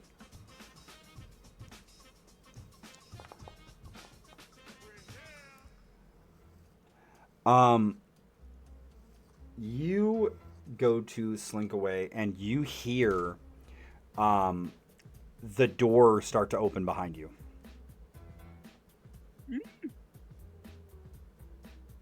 How far am I from like any sort of like alcove or like turn or something? There's one like just off to your left in front of you a little bit. It's like kind of a recessed area that leads back to like bathrooms and a drinking fountain and stuff. Just try to duck in there. Okay. So you duck in there and you hear footsteps start coming down the hall towards your direction. Would I know if these bathroom doors are particularly loud? They're pretty quiet. This building is like old and all the doors are like really like rustic, like wooden doors because like we're pretentious history people here. Um, the Yeah. bathroom doors are pretty loud. It is fairly dark in this area though. Um, Okay. especially like I assume you're like Understand. pressed against a wall or something. Hmm. So yeah, Yeah. like there's like kind of a little bit of a red glow on one side from like a sign, but like you're pretty well in shadow.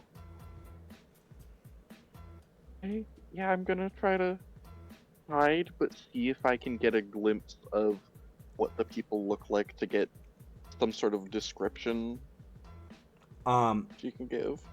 as you sit here kind of just pressed against the wall, like trying not to make your breathing make a sound.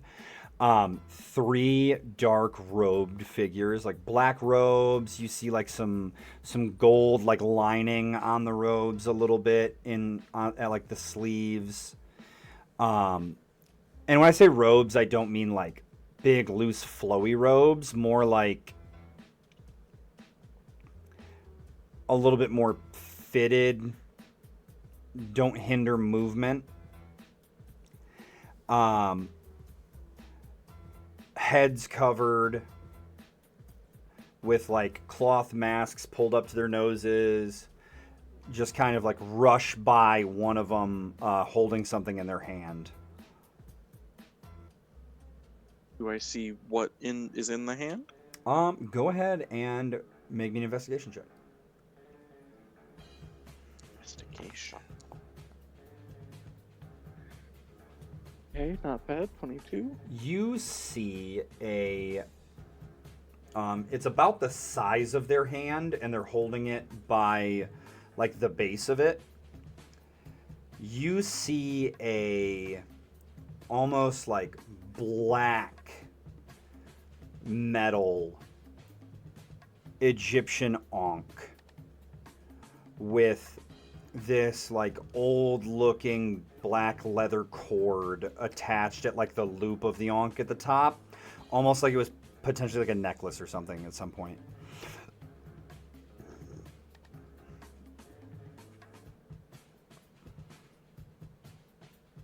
Okay. Um. Okay. And it doesn't seem like they noticed me. No. Okay. Um. Mm, would you say that I know the layout of the building slash campus pretty well? Yes. Okay. Um, I would also. I don't. Is it possible to not call 911, 911, but text them? Um, Go ahead and uh, just roll me a d20 luck check on your phone.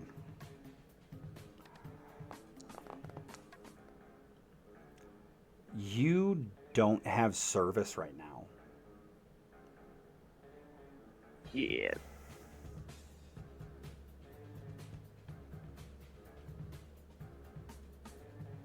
That is.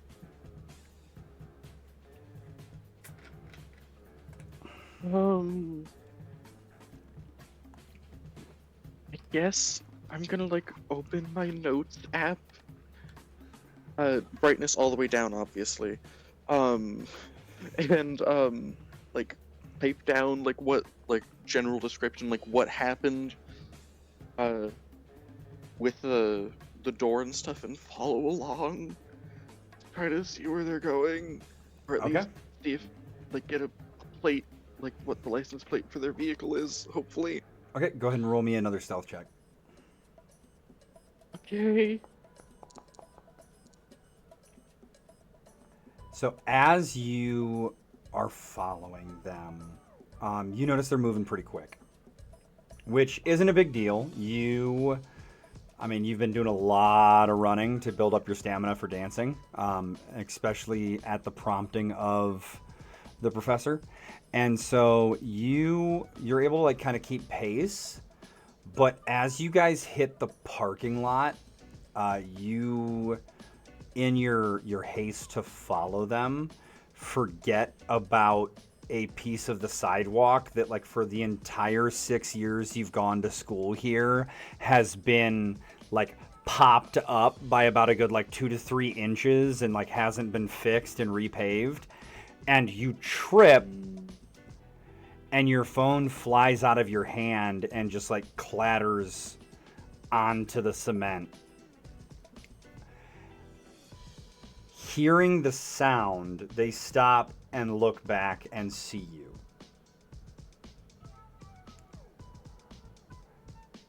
You are about 10 feet away at this point. Your phone is directly in between you and them.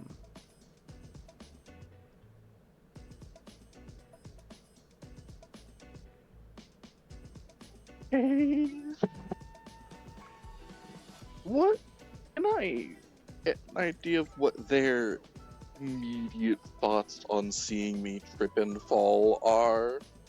So like, you don't fall completely, you just like stumble, phone goes flying. Ooh. Think And like the distance that you had been keeping kind of got eaten up a little bit by like that like rapid like stutter step to catch your balance. mm-hmm.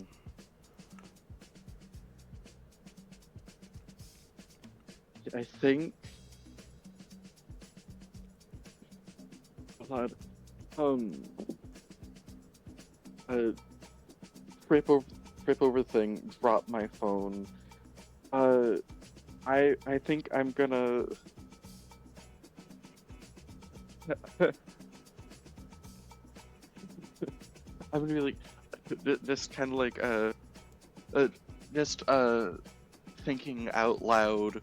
Just like I should really know to watch my step there by now. Like go forward, and be like, oh hi, how's it going? They don't say anything, they just kind of stare at you, and all of a sudden sorry, your phone starts ringing.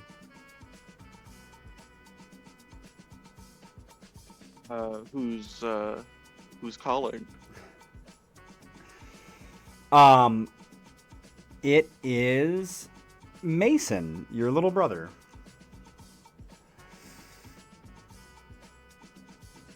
Hey, have they done anything with my advance to retrieve my phone? Or they're just kind of looking at me? So you're actually like moving forward to grab your phone? Yeah. The one holding the onk kind of steps back, and the other two step forward, kind of matching you, like, pace for pace. Oh, okay. No.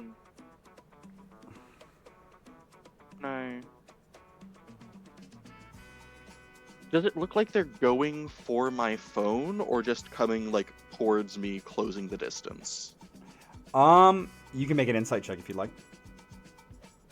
I would love to. So, you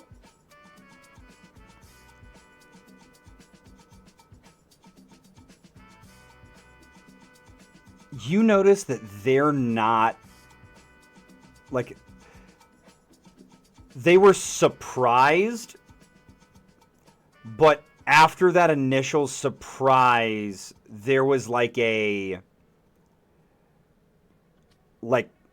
look of recognition in their eyes, like they know who you are.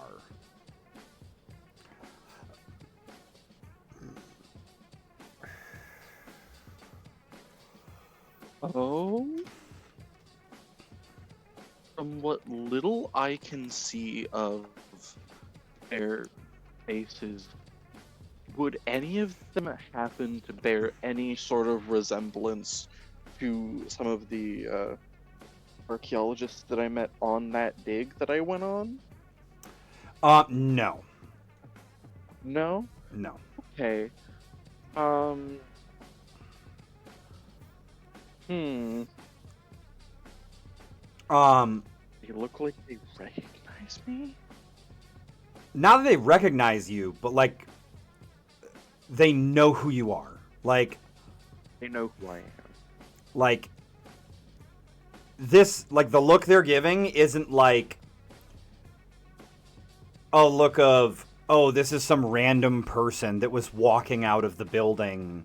Like they saw you, were surprised someone was there, and then there was just like a click of, oh, we've been being followed.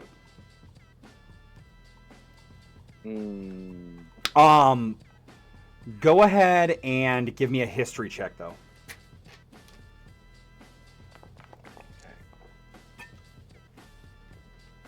I keep almost rolling well. You remember the friend that the professor is supposed to be getting the package from, though? And they were on the dig that you visited? And you remember them... There were a couple days where some people showed up to the dig site, like locals, and there were these like big arguments with him, and he's also from the local area. Some big arguments, and when you asked about it later, he told you it was just some like local members with like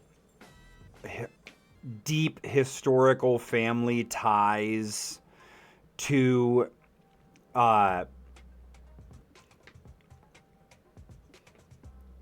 their ancestors there in Egypt, and that they were upset about the dig, and they were trying to keep the dig from like going any further, and they were like trying to get it canceled, things like that.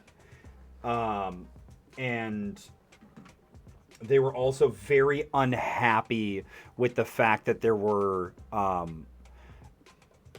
more outsiders being brought in.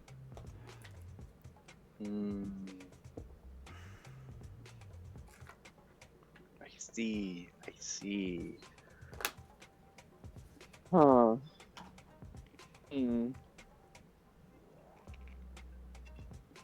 All of this information flooding back into my head. I think I'm gonna... Because I was doing just like, kind of like a casual, just like walk like, oh, I dropped my phone. But noticing that they recognized me and seemed to be like, oh, we need to get this person, I'm gonna just try to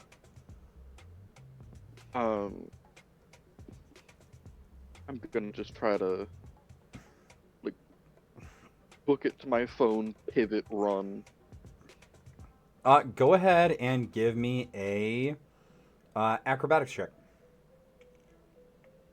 So a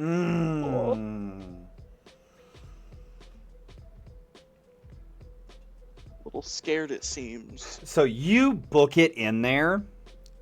You reach down, grab your phone. One of them goes to grab you, and you kind of like pivot into like a windmill kick and like avoid the first hand, legs kick around. You like hop back up to your feet, and like as you go to like backpedal away, the second one like grabs your jacket in the front.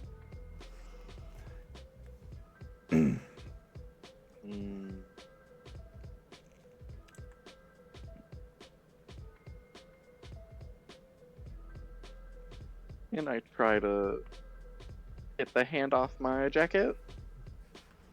How would you like to get the hand off your jacket? I think... I'm guessing it's a pretty firm grip on the jacket.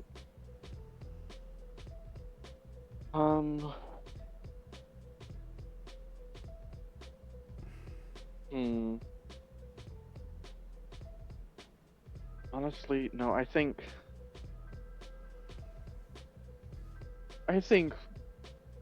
I'm less of like, oh, let's see if I can preserve my jacket and holy shit, oh my god, holy shit, oh my god. What's just gonna try to ditch the jacket and run. In order to like just try and like slip the jacket off and get out of there, go ahead and give me a sleight of hand. A sleight of hand.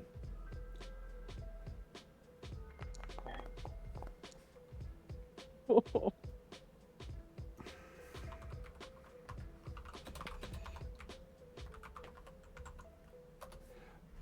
Um, big die for reroll? no. Okay. Um,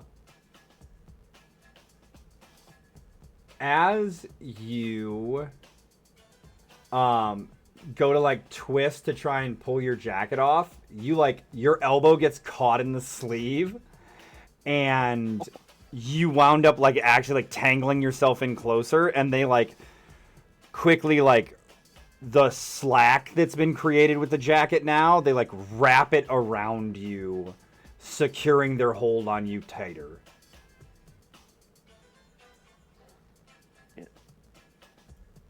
Uh, and she does say that out loud. Um,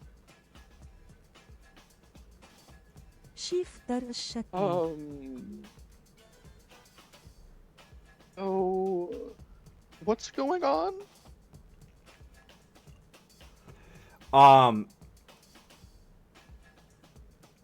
As they wrap you,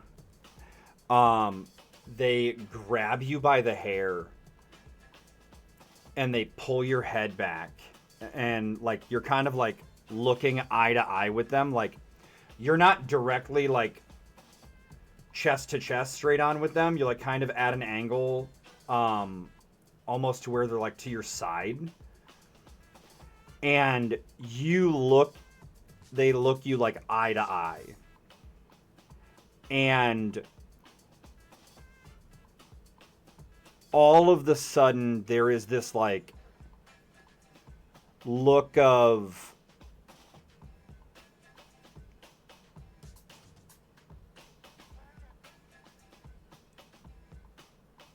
it's like somewhere between a mix of surprise and not necessarily like fear or disgust, but like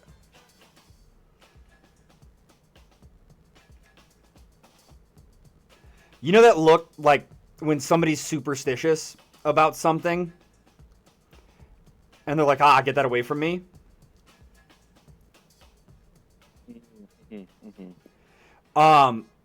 It's like surprise and that, and they shove you away. Go ahead and make me a dexterity saving throw. And as they shove you, you hear the one that shoved you say to his like comrades something in Arabic, and the only two words that you're able to pick up are Shiftar Shakal. And he says it like 2 or 3 times. Can you spill that out for me? Shiftar space Alshakl.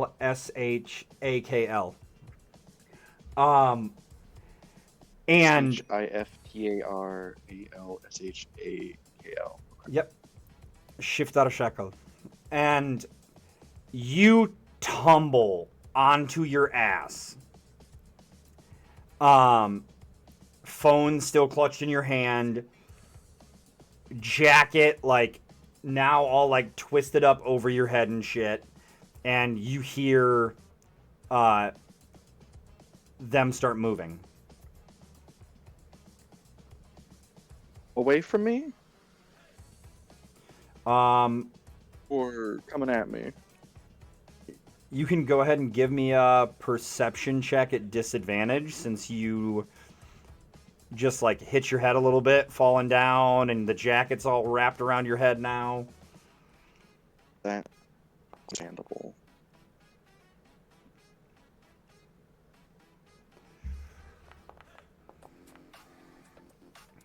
So, it's hard for you to tell. You're not really paying attention to like where the feet are going. Adrenaline's pumping. You can hear your heartbeat in your ears. Your jacket's kind of crinkly. I'm at the very least gonna try to like scoot away from them while trying to untangle myself from my jacket. So as you like get untangled and like the jacket like slips back into place over your head, you see them getting into a vehicle and peeling off. As they're getting into the vehicle, can I try to get at least a partial plate?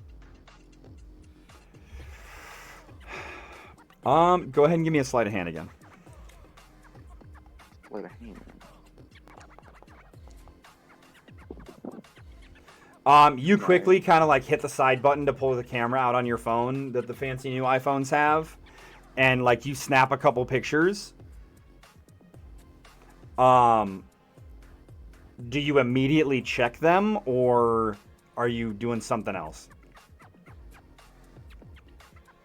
I mean, I guess no. Yeah, I think not knowing I can't really chase them in car. I'll just check the pictures now.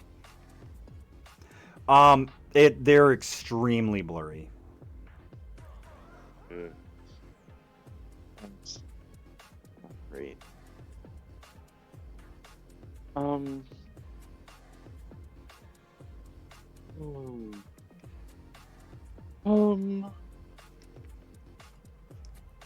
guess now I will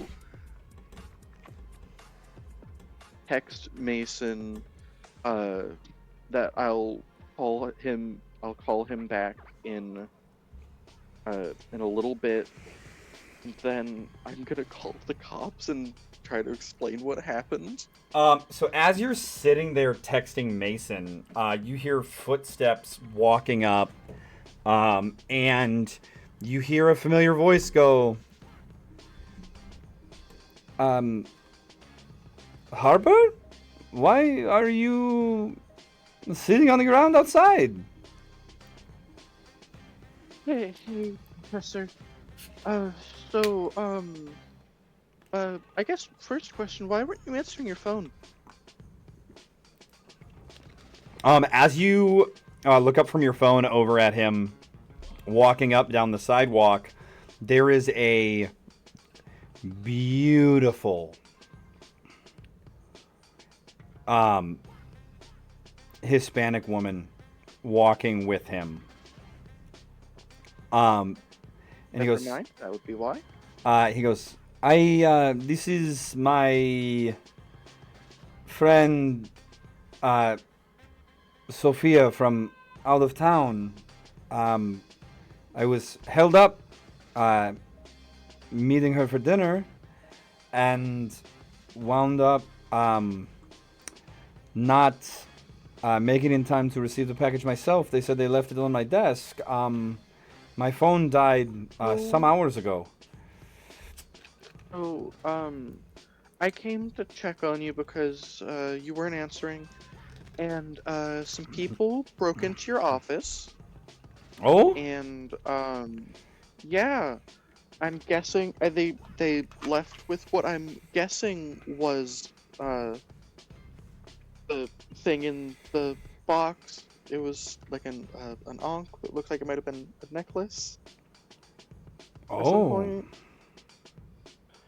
I tried to follow him to get Excuse me. try to get at least a picture of the license plate on the vehicle.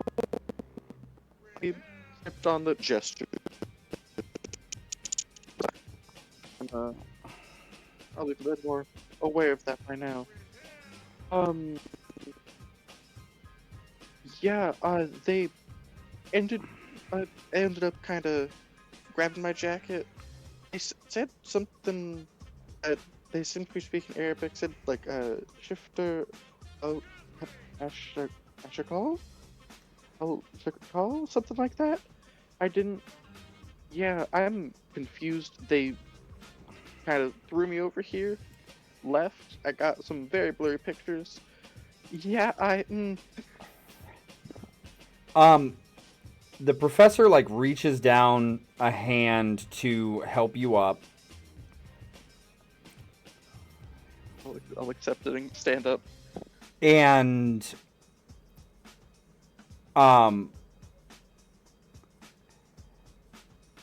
he kind of like cocks his head a little bit weird as he like looks at you.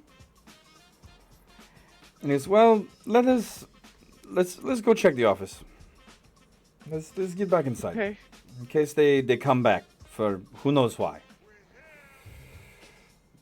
Okay. And you guys head up to his office. Is Sophia coming with us? She gives you kind of like a really weird look, and she leans in and whispers something to him. Go ahead and give me a perception check.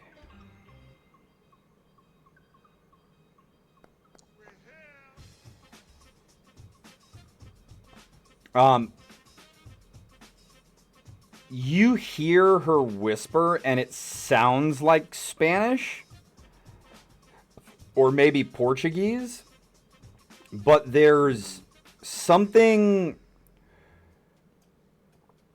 really weird about it, and you don't fully understand what she's saying. What you are able to catch is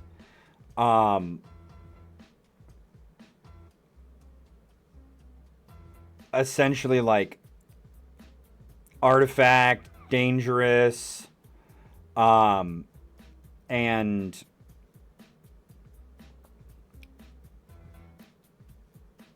you have to tell them.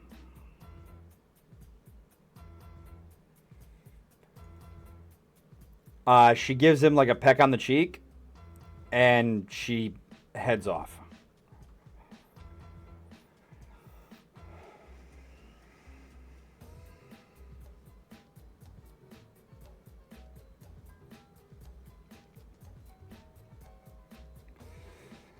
So you guys, unless you have any other like questions or anything else before you guys head inside.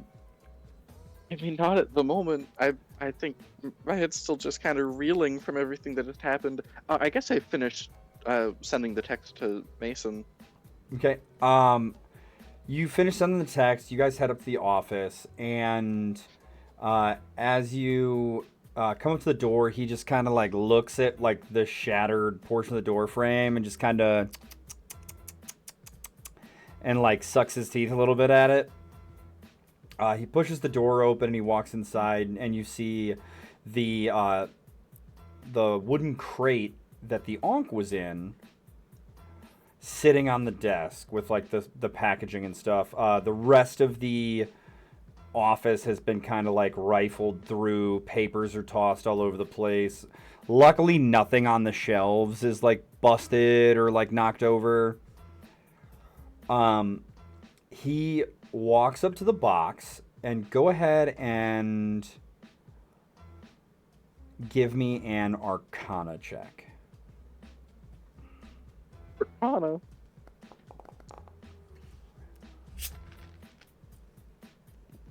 I keep like almost rolling well.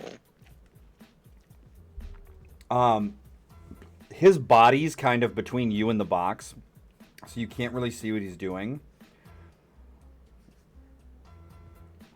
But all of a sudden you just hear him kind of chuckle and go, huh, those fools.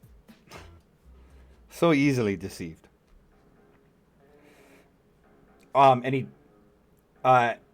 you kind of like step around so that you can see the box, and you see him like pull up this panel in the bottom of it, and pull out an identical Ankh to the one that you guys saw, that you saw them head off with.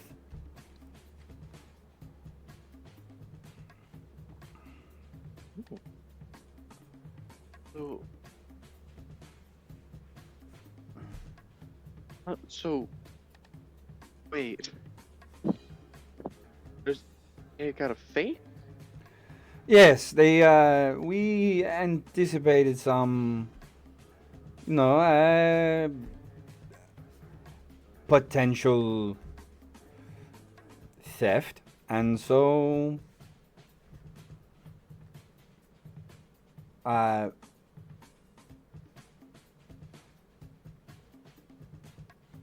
my friend Professor Khan, he used this fancy box to put another one.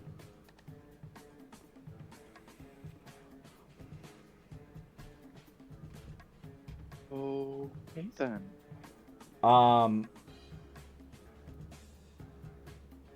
You can insight check that if you'd like to.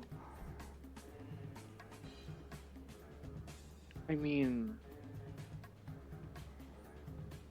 or I think it's more to just try to. It's not from being distrustful, but just seeing what more information he can try to figure out any more specifics from that. Sure.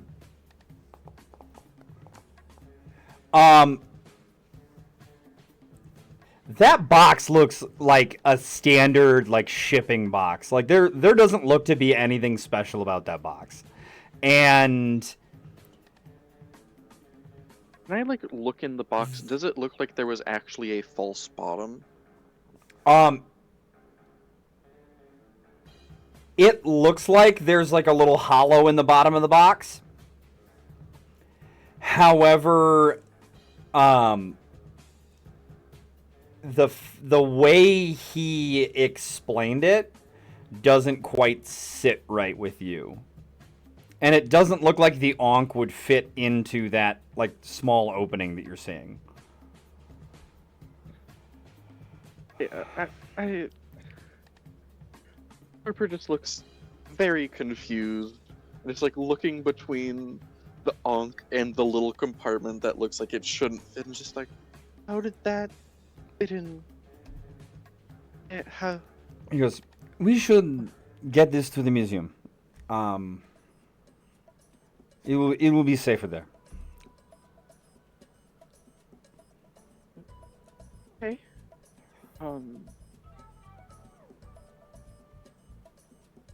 Would I know if the professor speaks Arabic? The professor speaks any location you guys have gone to, or anytime he's met with someone that speaks a different language, at the museum if anyone visited, or a student in class. He has a remarkable repertoire of fluent languages that is honestly kind of baffling for someone his age, to where you kind of wonder where did he have the time to learn all of these languages?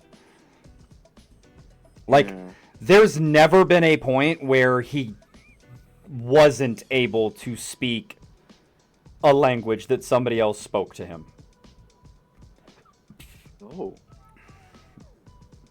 Well then.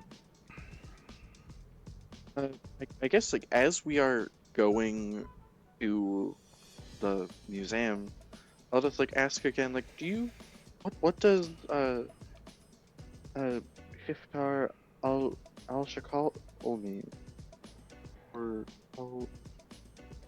al-Shakal? In the correct pronunciation in Arabic would be Shiftar Shakal.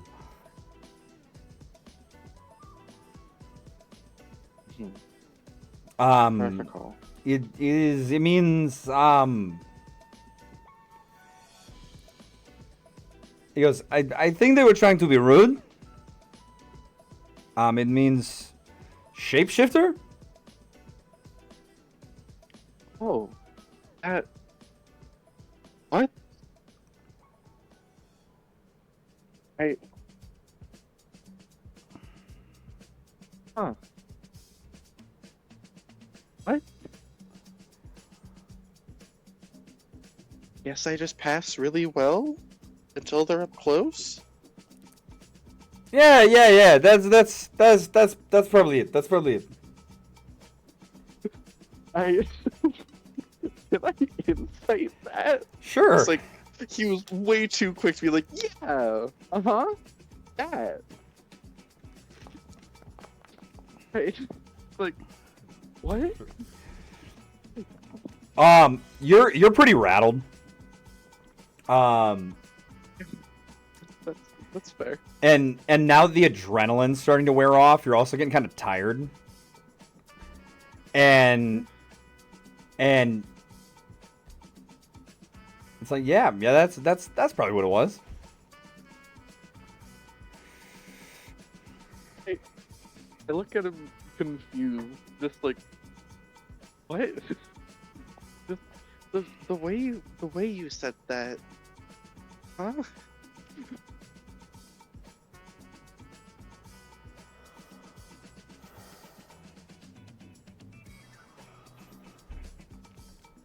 Oh, it's no problem. Oh, why did you say it like that though? That's my main question. I don't. What do you mean? It was like you were happy that I provided a possible explanation.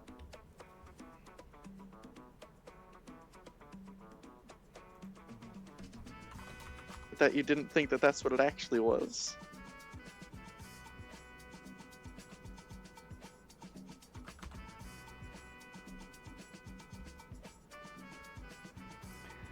I don't understand. What do you mean? That's a first. I'm I, gonna go ahead and roll a check here. Here's a 20. Oh my god. He is not doing a very good job of lying right now. Even with your insight check, like you can tell he's trying to like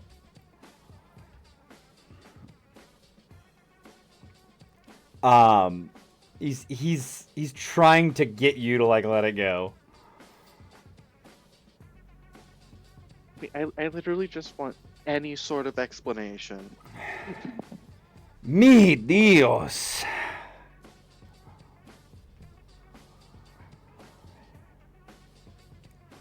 Can we speak of this when we get to the museum?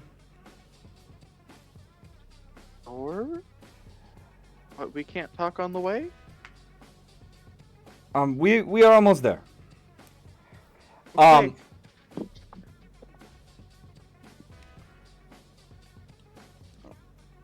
Roll me a D100 real quick, because I want to see if you caught something. Okay. Spanish is one of the languages you're fluent in. Yeah. And Oh.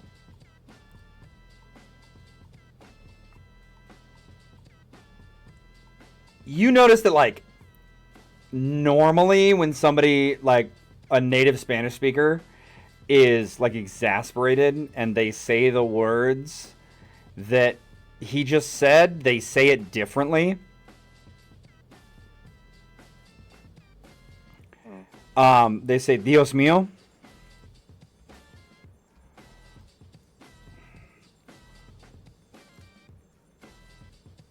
And you realize that, like, he's always said that way. And the reason that I'm giving you this and that you're noticing it is because he rolled so bad on his deception and you beat it with your insight. And so you're getting a little extra tidbit that like would not have normally come up outside of this. But yeah, the way he said that is very weird.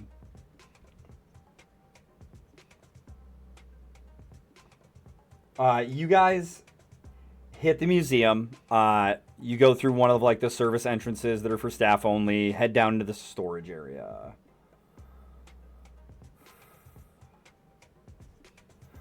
And you go back to like where you guys are keeping all the Egyptian artifacts for the exhibit in like one of the secure areas, and he like properly stores the Ankh, and then kind of just like sits back and like leans against one of the tables and like crosses his arms over his chest.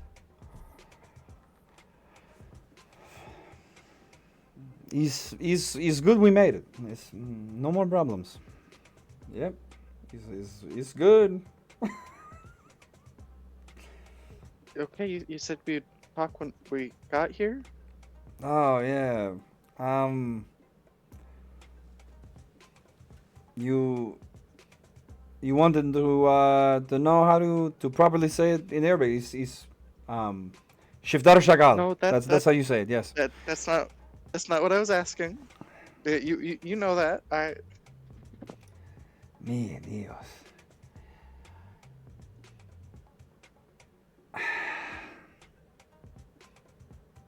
The fact that you're not just giving me a straight answer is making me more curious. I hope you know that, right? Go ahead and give me an Arcana check again.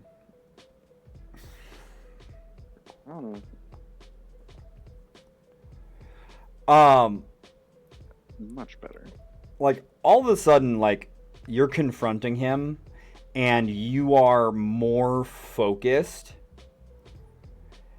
and you feel around you this weird sensation that you've never felt before. Almost as if some of the artifacts in the storage area are like giving off a vibe.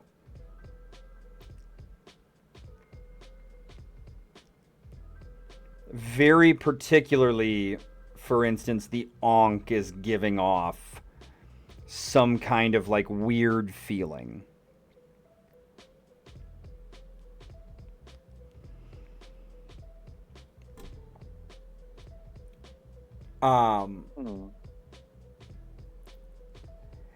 And the professor kind of rubs his temples and he goes,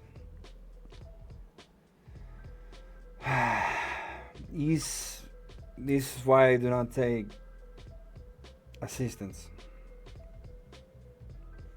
Are asking questions when confused? No, because sometimes things can get dangerous.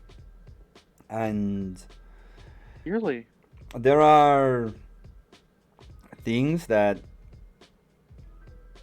you do not know about the world. And it is safer for you to not know these things. And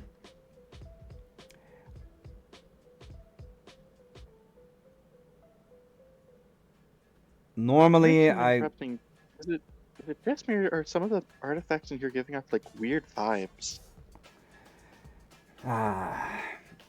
is my point.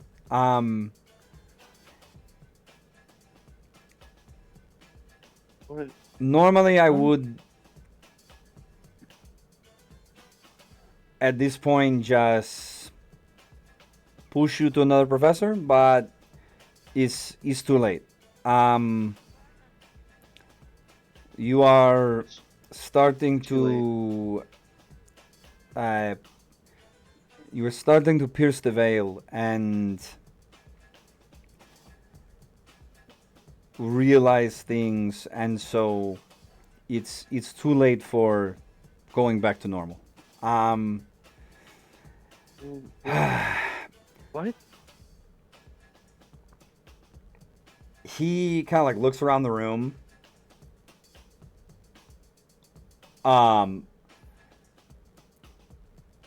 And he goes, "Ha!" And he grabs the box that the Ankh was in. And he grabs this, like, small statue that's, like, probably, like, a solid foot long and, like, 5 inches wide on either side. And he goes, "You see?" And he holds the statue up, and he puts it in the box, but, like, where you would think the bottom of the box would be based off of what you saw, all of a sudden the statue just keeps going. And then he lets go, and he lets go, and he, like, points at the box. And as you look inside the box, the statue is gone. How did you? Hey. As you're watching, he reaches in the, like, little crack with, like, 2 or 3 of his fingers, and you, like, see him, like, grab something, and he pulls, and you see the statue kind of, like, expand out of the space as he pulls it back out. What the heck? You see, you.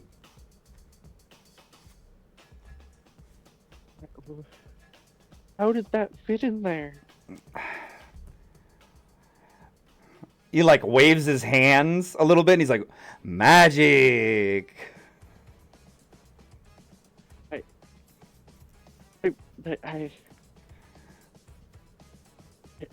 guess so. What? Like, he said it, like, jokingly, but, like, after you say that, he's like, What? "No, like, it's magic."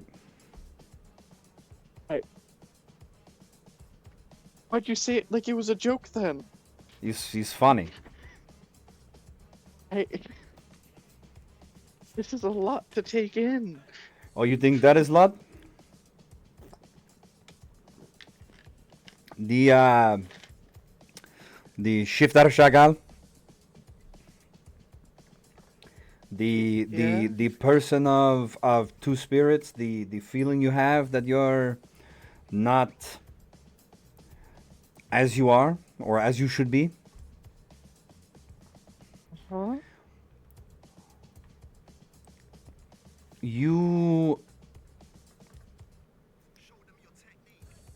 I have known since you started taking my classes, and there are other students who have other things. You, however, your powers were sealed by a stigmata, which seems to have weakened as you've come into contact with artifacts as we've been working, and then into contact with the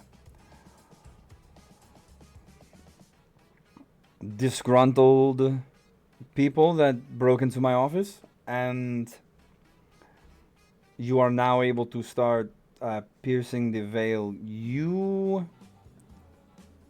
I don't know how to say this, you are not as you should be. And it has made me feel very conflicted and very bad, that I could not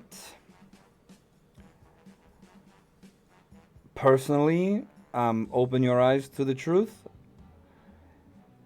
However, now that they have been opened, I am able to be honest with you. You are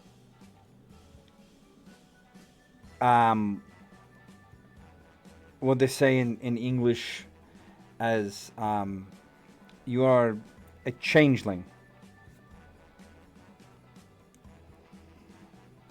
What? You are able to change yourself. You are able to take on the appearance of other people. However, you are not able to do so because sometime when you were very young, a like a ward was put on you to keep you locked into a singular form and not be able to change.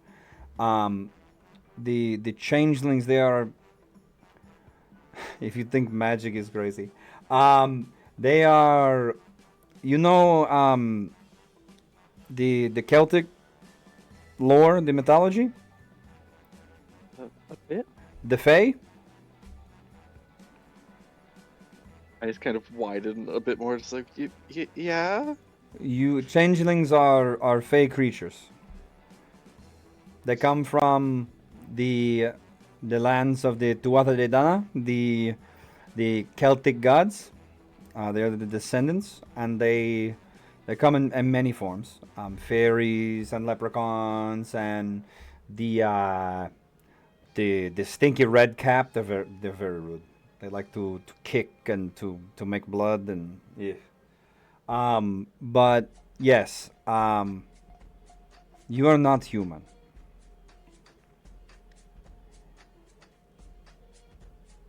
You... Oh. Not only is magic real, but I'm not human? Yes, you are magic. You are magical. Magical girl. You know, like the animes. You introduced him to anime? And so like that is like a not the right fucking time, dude. Like I think just from the absurdity of that, of him saying, like, an anime, she just, like, laughs, just like, why now? Why is now when you reference that? What? it seemed like right time. Why would this be the right time? I don't know, No, he's, no offense, but, you like, are a girl, you are magical, you are a magical girl.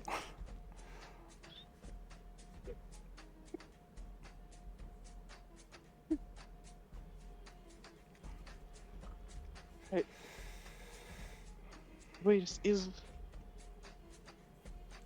that why, when you talk about history, you seem so familiar with it? Hey, we are not talking about me. We are talking about you. We are talking about magic. We are talking about the world as it is. We are not talking about me. I mean, I would argue that that would be related to magic, the world not being as it is, or as I perceived it. No.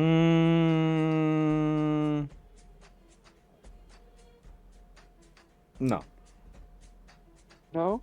Unrelated? He's Completely unrelated? Nothing to do with each other? we are not talking about me. We could be. And no, we're talking about you. I mean, I think with this conversation of you saying not talking about you, we're technically talking about you. Oh. He's Oh, we're on the topic. logic loop. You're not looping the logic. Is no. I mean, hey, how do I outlet pain? How does that work? He goes, yes, I can, now that you know, I can, and he goes, he kind of like walks up to you. He goes, your hands, please. I put out my hands. He takes your hands and he like looks you in the eyes, and you hear him start like muttering in a language that you have never heard before. Like there's something vaguely like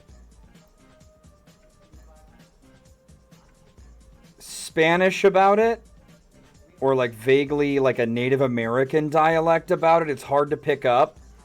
Some of the words seem like similar to the words you couldn't understand that Sophia was saying. I was gonna ask about that. And you start to feel this sensation of like this like prickling on your skin. And you smell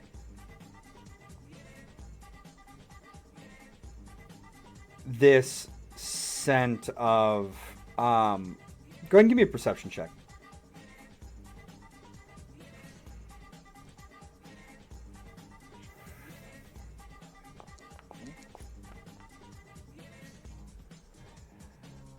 It's Magic. almost like your closest thing you could compare it to from personal experience would be like the botanical gardens. I see. But not quite so flowery.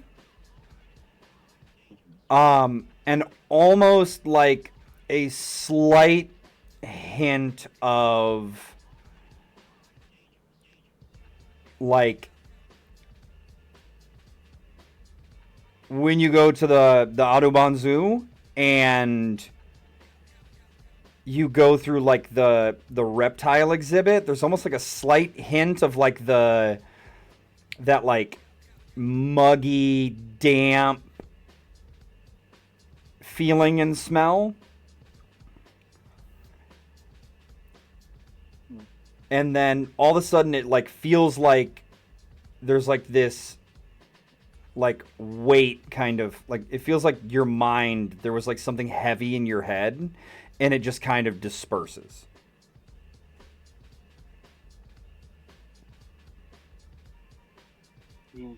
What just happened?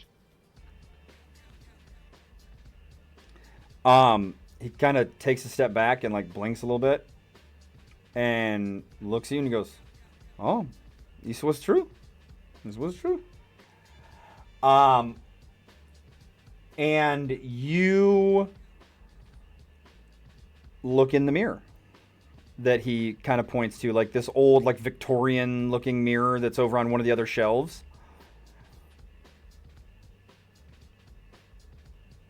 Okay. And what do you see? What do you think you see? Now that you are able, like, now that you can naturally assume the form you feel, like your body would like, your mind not being in play right now because you don't like have a control over your ability right now. Your body just would naturally adjust itself to whatever it feels its natural, like, neutral state is.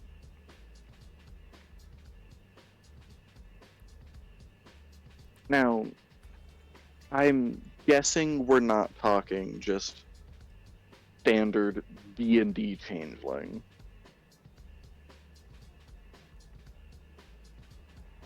Like they're not in another form.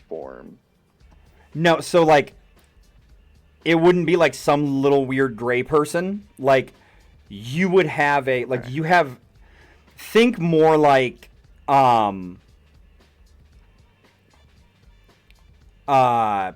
shit, what was it called?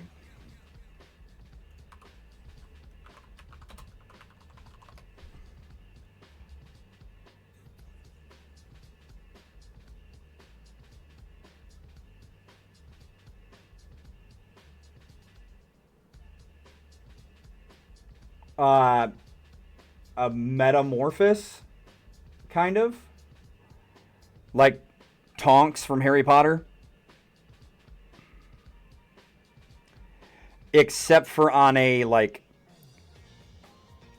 larger scale than just like changing hair color or eye color or the shape of your nose. You can quite literally change everything about your body to mimic whatever humanoid form you would want to look, like a changeling can. However, the neutral form wouldn't be like changeling neutral form. It would be whatever whatever state you feel is your true self.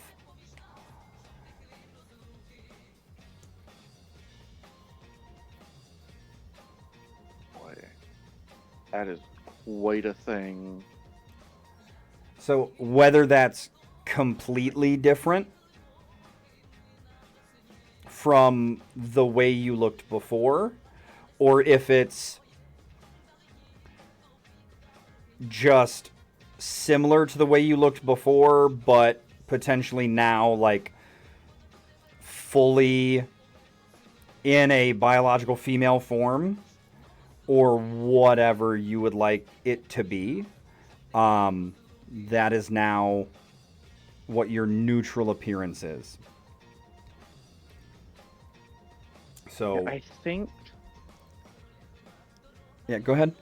it's definitely not like it's not a entirely different form. It is definitely more of like just like features and like physical like shifting to be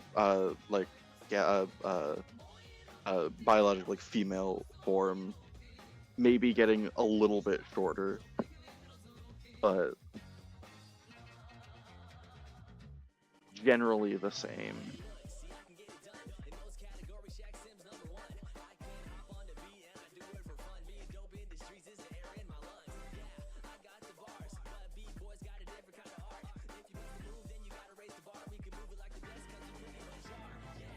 I think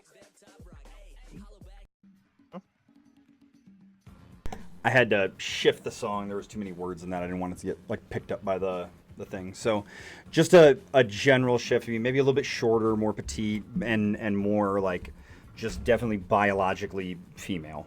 yeah. Seeing that, what is Harper's first reaction? I think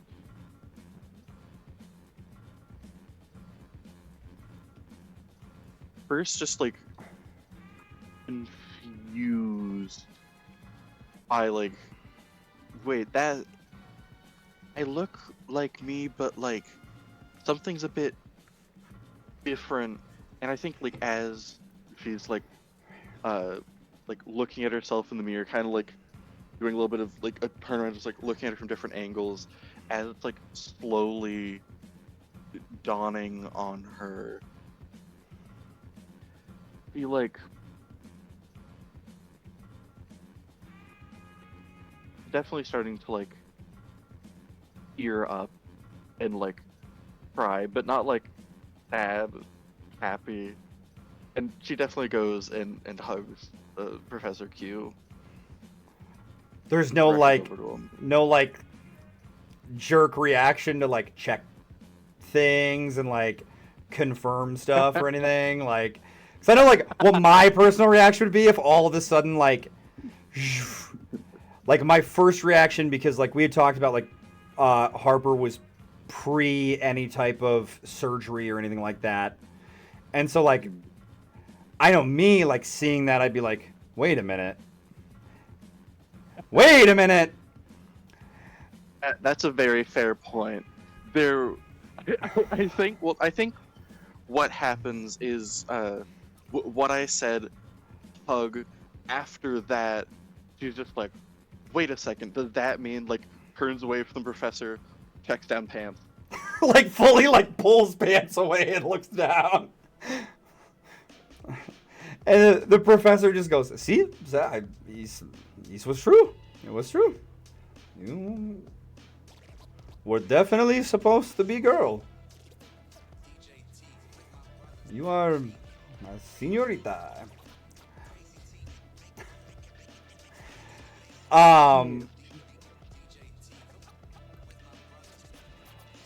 And he goes, Just even more just like joy, confusion, like excitement. It's like, what? oh, and if you want, like, you could make it come back. Like you have the ability to do that. You can make it come back. Um, Right.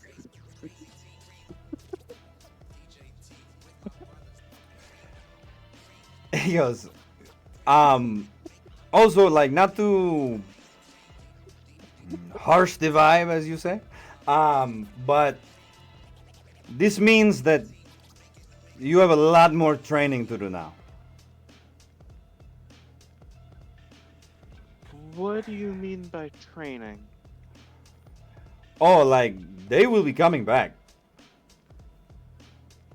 Oh, You need to learn to control this power where you can change yourself just by thinking about it. And sorry, I got like the hiccups. And you need to learn to defend yourself. And best way to do that is I think learning to use maybe some of the knickknacks we have around. Um, and learning more about the world as it is. New Orleans is very, very connected to what we call the Masquerade. And there is, now that you have seen, you will see much more. So I think for tonight, I will take you home. And then I can. Will. How will.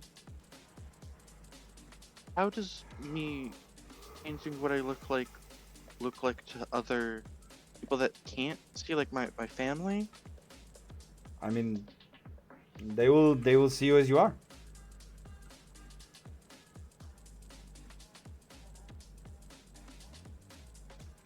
I mean, I'm glad I don't look too much different then. Yeah, he's probably good. Yeah, that. But Yeah. tonight I take you home, and tomorrow we go for a walk. We go to the French Quarter, and I will let you see what I mean about the deep connection the city have to the Masquerade. Okay. Um, he drives you over to your apartment.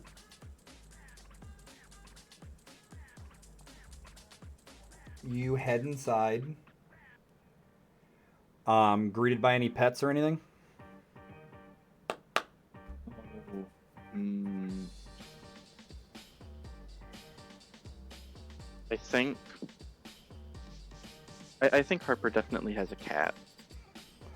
Your cat's super happy to see you, rubbing up against your legs, and after it gets that out of its system, it just kind of looks at you kind of grumpy and just meows at you like real aggressively, like not mean, but you realize it's like almost the middle of the night now. Oh. You didn't get dinner, huh? You get a very annoyed meow back. I'm so sorry. Um, uh, feed my cat. All right. Anything else after you feed the cat? I think. Uh, uh, changes into pajamas, and while doing that is like fully taking in the transformation. And goes to sleep very happy. You get up the next day. You're getting around, getting dressed, taking a shower, and you hear a knock on the door.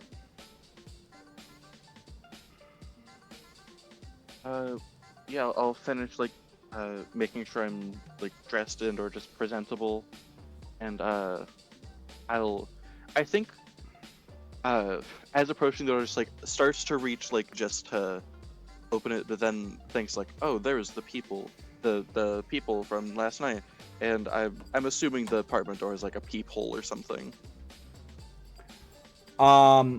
Yes. You Oh. see the professor outside your door with a couple things of coffee. Well, yeah. Unlock the door, open it.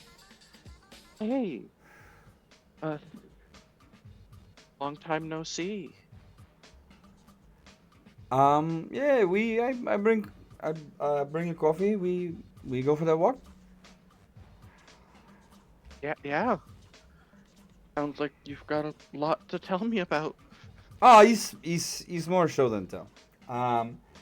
As you guys leave, you drive over and find some parking by the French Quarter, and you guys just kind of like start walking around, taking in the sights. Go ahead and give me a perception check. 1 second, my laptop screen just went black. Let me see if I can. I'm gonna try to restart my laptop, and I'll be right back. Yep. I'm actually gonna put us on a be right back screen. Oh boy.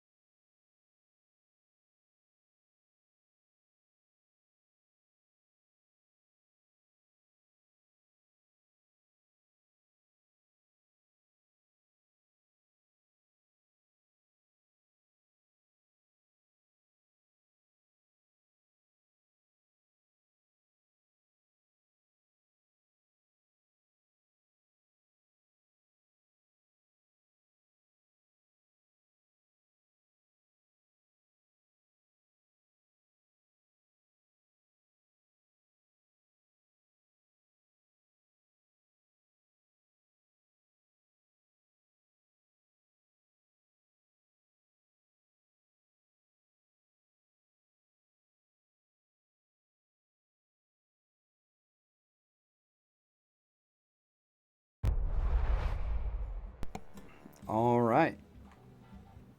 So, perception check. Perception check.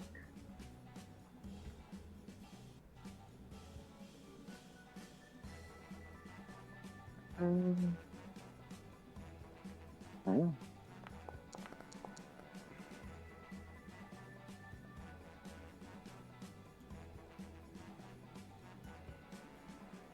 rolling so well.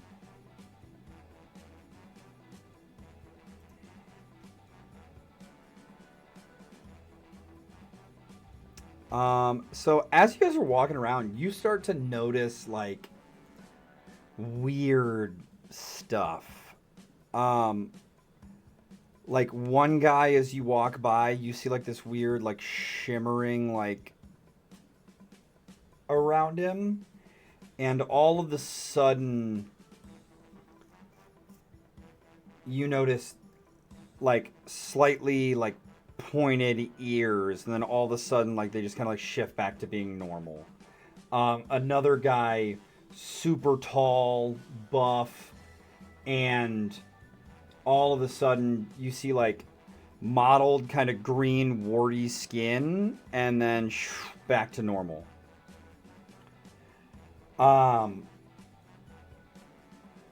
And all of a sudden you start to realize it's like everywhere. And do you try and like focus on any of it, or what do you do? I think, yeah, she's gonna try to focus on some of the things, if like she can get to like see more detail of the, I guess, real form of some of these people.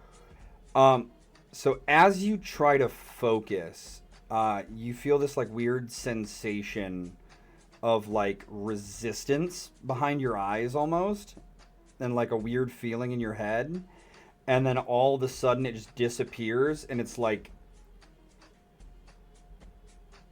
your vision almost has like a film, like almost like you were looking through like fogged glass. Like all of a sudden like everything kind of seems clearer, and you look around and there's this short female that before you were like, oh, it's just, you know, a little person.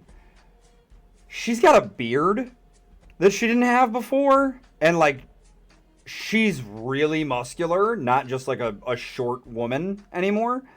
That dude that you saw with like that mottled green skin is this tall, hulking green troll. There's a fairy that flitters by that previously you would have seen as like a butterfly, and just all around you mixed in with normal people, and none of them noticing a thing, are all of these different like fantastical creatures just going on about their day. And you actually see a classmate of yours out on the street that notices you and the professor. Sorry, not classmate, but like one of the students in one of the classes that is like an undergrad, like one of the ones that you help with. And they're like, oh, Miss Lee, hi, Professor, hi. And as they run up, you actually notice that they have like pale blue skin. And what do you like? What does your face look like right now? I think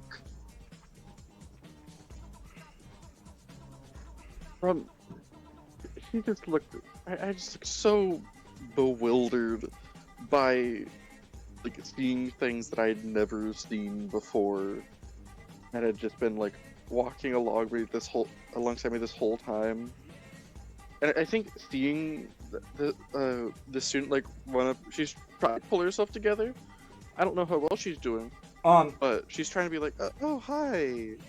You're not blue. Do you say that?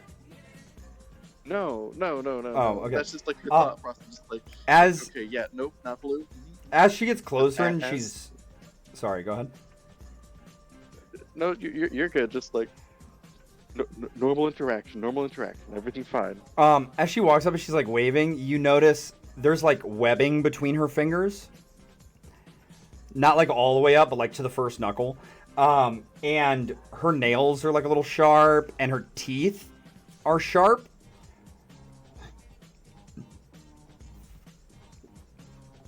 And like, are you trying to like maintain like a like this is normal? This is normal. I don't see anything weird right now.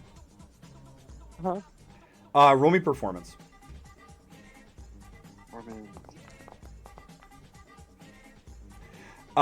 She notices and she goes, Miss Lee, are you okay?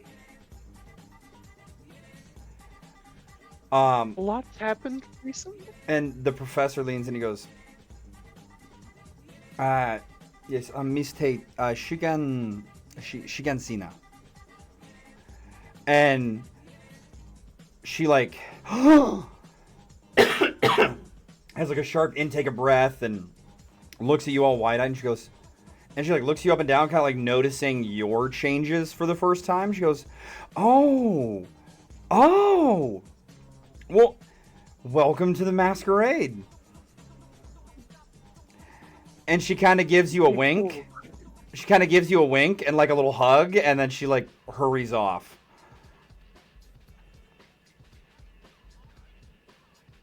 Nice seeing you. The professor leans in. He goes, she's half silky. He's a water fae. Okay. Okay then. So are most people that are I don't like not actually like human, are they normally like part of the Masquerade off the bat, or If you are born into it, that's what we call it here in New Orleans. In other cities they call it different things. It depends. If you're born into it, if you either come from a family that is part of the community, they either know magic or they are some other specially associated. You grow up knowing about it. If you are a one of the Fae or some other creature from some other country, generally you are raised around your own kind, and so you know. Your case is a rare case. You are technically one of the Fae. However, you did not know. And the stigmata, the ward that was placed on you, prevented you from seeing and from being able to change. And so it kept you very much like one of the regulars, the normal people who do not know, they do not see. And there is much that is done by the Masquerade and other communities around the world to hide, because the reaction may not be as nice as yours. It may be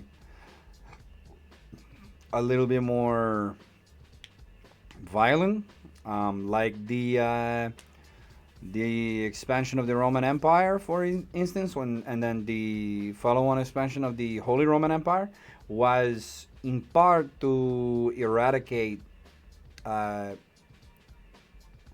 the different creatures and move them out of territory that the empire wanted to occupy with their citizens. And so ever since then, we try to keep a low profile. And that makes sense. it helps that the mortals, the normal people, their brains want to see what they understand, right? And so That makes sense. even if they were to see the way the brain work, it kind of override, make them see something more normal. And for the instances where that does not happen, there is the magic users. They have a like actual humans who can use magic. They have a council that has a special group that is dedicated to um, cover-ups. They make sure that like memory magic and illusion and things like that to kind of cover up things that happen. Yeah, there's some like big stuff in history that they make what really happened look like something else, and everyone go, yeah, that was the thing. And sometimes it doesn't always work super well, and people are like, that don't make sense. And that's where like a lot of conspiracy theories come from, where they're like, oh, the government is lying to us. Like they're right, but like also they don't know. Can I have like an example? You want a scale of 1 to 10, 1 being like something small and easy, 10 being something that'll melt your brain? Like what kind of example you want? I mean, I'd prefer my brain doesn't get melted. Let's go like 5, somewhere in the middle. It's a 5? 5, 5, 5, 5, 5.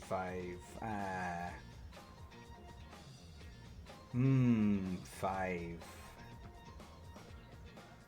Yo, you know the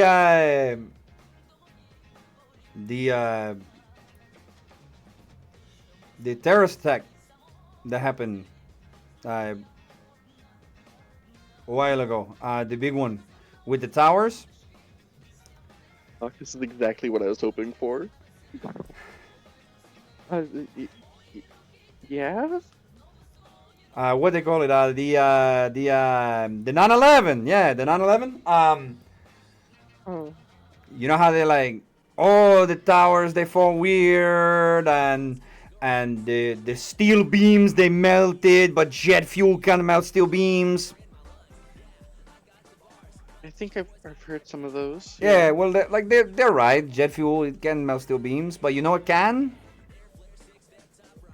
What? Dragons. Dragons fire can melt steel beams. And dragons, they are as big as an airplane or bigger.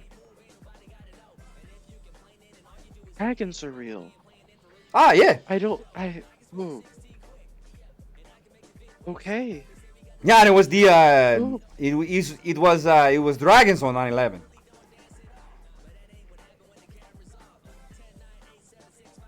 Dragons did 9/11.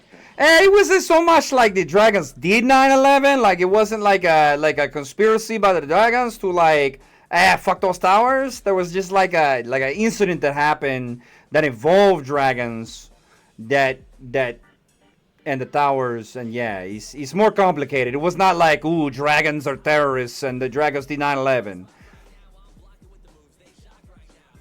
Most of the dragons, like they're decent people, and they're more like the dragons are more like the actual Shiftar Shagal. Like they're after the actual ones, not like changeling like you, but like it's the lycanthropes.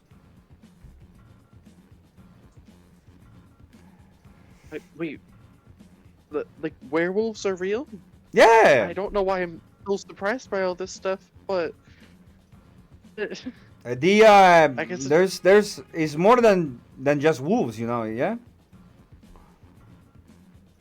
I mean, I think I've heard some about like some others kinds I can't think about off the top of my head, but I know that werewolf is like the big main one that people talk about being a thing. Oh, there is So that was like just the first thing that popped into my head. there is like all of the animals. Is so many. Oh, Some a lot of animals. some more rare than others. But yeah, no, the pack, the local, the New Orleans pack, they run the zoo. Oh, Yeah. well then. It's extremely convenient and not stereotypical like some of these other, like the books you read where it's like, oh, werewolf biker gangs and shit. The they use the zoo and some of the more like sturdy, like in the back where people can't see them, containment for animals to pack members that are not taken to the shift well, or the full moon coming and they cannot control themselves to go out and hunt, so they use those to keep people safe. It's very convenient. It's very convenient. Yeah. Very Sounds very smart. convenient. Very their alpha Rick. He's brilliant man. I like him very much. Me looking at the professor now with these unclouded eyes, do I see anything different? No, Or the professor looks exactly the same. He just looks like a human dude. Yeah, he just looks like a dude. Now taking this moment to like actually like focus on him and just seeing that, I think she'll look even more confused than like, after learning that like werewolves are real. If you would like to That give dragons me are real. an Arcana check. Or no. He's just a boy. Yeah, he, like, you know there's something off about the professor. You're kind of putting things together, but, like, none of it's adding up. Because, like, you're seeing all this other stuff shift around, all these other people, and you were kind of expecting something different from him. Yeah. But he just still looks the same. He would definitely see me like looking at him like focused and then look confused. He goes, you still trying to be nosy? Yeah. It's not going to work. Like I said, we don't talk about me. Why? We don't talk about me. Why? Because I say we don't. Oh, okay. I mean, to be honest, I just figured that, I can see things now. Like, what's up with you? That's because I always look like this. I mean, yeah, Except for when I don't. apparently. What? Sometimes Any sort of I elaboration? sometimes I look sleepier. Okay, that... Okay. It's good you get this knowledge. I like the. It's why I teach. I like the people to learn. Yeah, it's my favorite. I like learning. This is just not what I was expecting to learn. Learning is good. Knowledge is power. Knowledge is the best thing in the world. Yeah, And the people. I love the people. I want all people to learn so much. It's like I say, it's why I teach. Is there anything specific you were hoping to show me, or just generally that like, hey, stuff isn't as it seems? I want you to see the French Quarter is the premier weird, right? Even for normal people, it's the weird. Yeah. Um, Yeah. No. Yeah. So how about we go back to the office. We guys sit down and we talk. You ask me any questions you want to, as long as they're not about me. Yeah. Then on the drive back, you can ask too. Okay. So you guys get in the car and you're headed across town back over the university.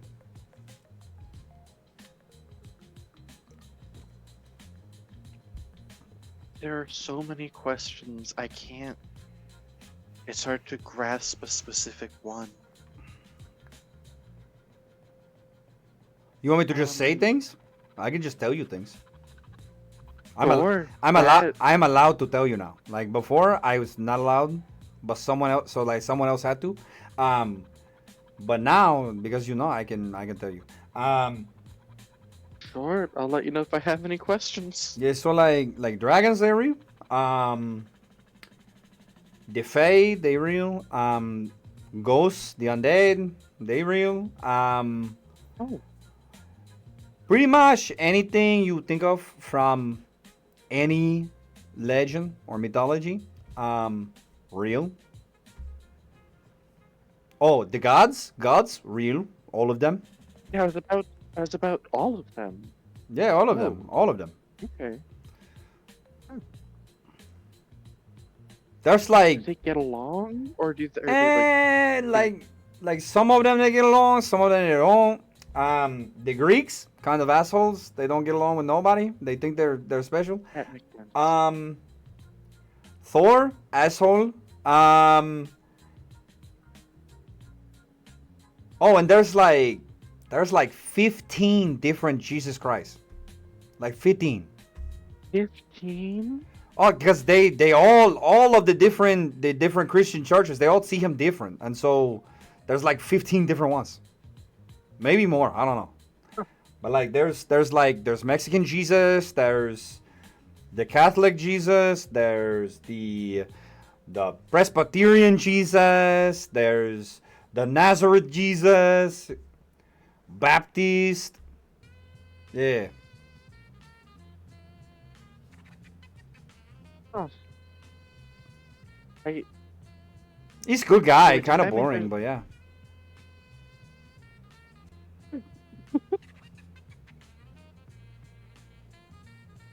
The whole water to wine thing though, like that's cool, fun at parties, but hey. Oh, I guess that makes sense that would be a thing that actually happened. Even I mean, you said on. wait, like things can come back from the dead, but like not be zombies or ghosts. So like resurrection is real. That can happen with magic. There's also ghosts and ghouls and zombies and skeletons and the things like that, yeah. Okay. I'm guessing vampires also? Oh yes, the vampire, yeah. The New Orleans Coven is they're okay. The whole the Twilight thing and the Vampire Diaries and all this other stuff. He interviewed the vampire.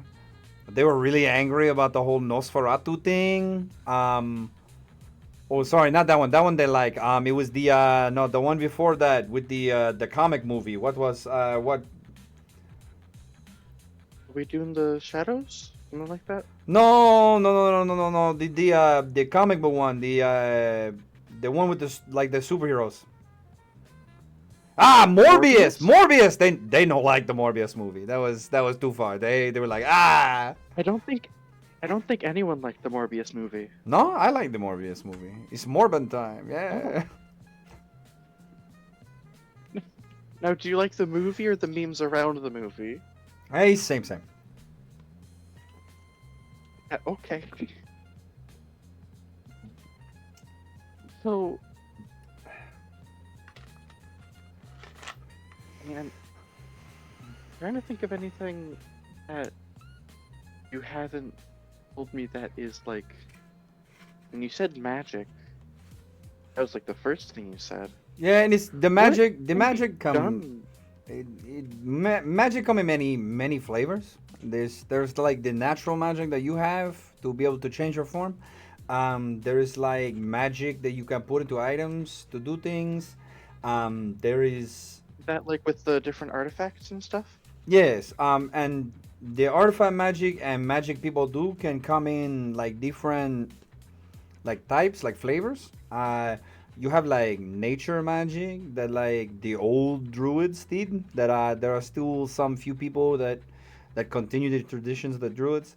There is like spiritual magic that is also like very nature ancestor based, like the Native American witch doctors, the medicine man, or the Haitian and the African, the like down in the quarter, the voodoo priests. Some of them are like natural, like ancestral based magic. There's like the runes and that kind of like arcane magic that the Norse do.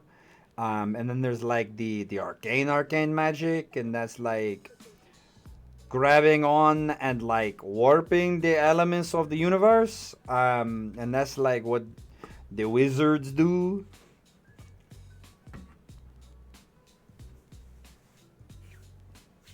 Hmm.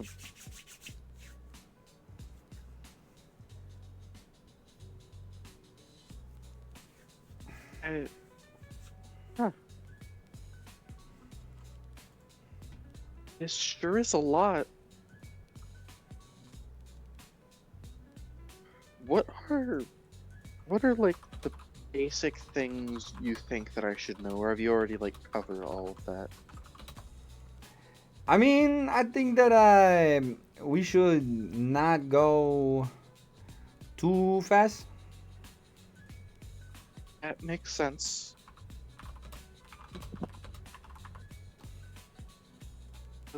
Yeah, definitely a lot at once.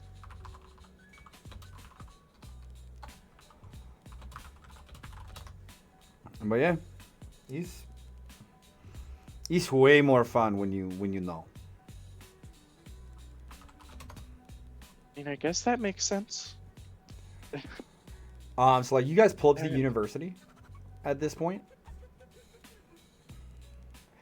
and you get out of the car, and you guys are like still talking as you like head into the building.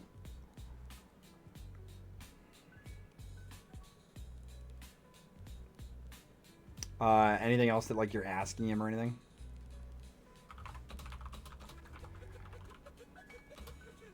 Off the top of my head, nothing specific.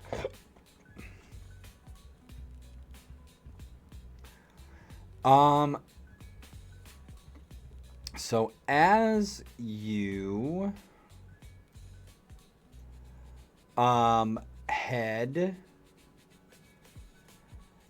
in to the building, and you guys make your way upstairs. The head of the department is standing by the door to the professor's office with a worried look on their face. And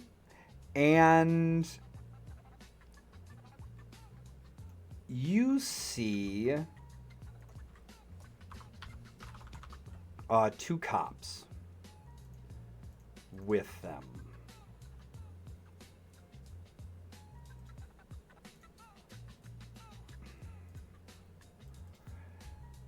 And as you guys walk up, the head of the department's like, "Oh, thank goodness! I thought something terrible when I came in this morning, and I saw your office had been broken into, and the chaos inside. I was worried that something had happened." And the person goes, he like leans and he goes, "Ah, shit, we forgot to, yeah." We Yeah, you are part of this now. Fucking we. You and me, not me and the fucking mouse in my pocket. We. mouse in your pocket. It's a euphemism. Okay. Uh, I can never be sure at this point. One of the cops introduces themselves as Officer Graves. Okay.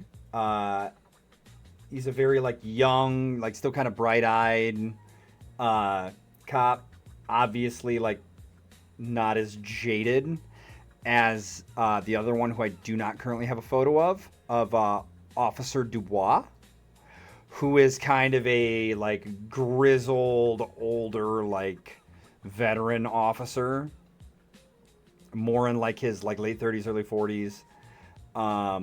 They introduce themselves, and that is actually where we are going to end session for tonight. So thanks everybody for tuning in, and hopefully we'll see you guys soon with the next prequel episode.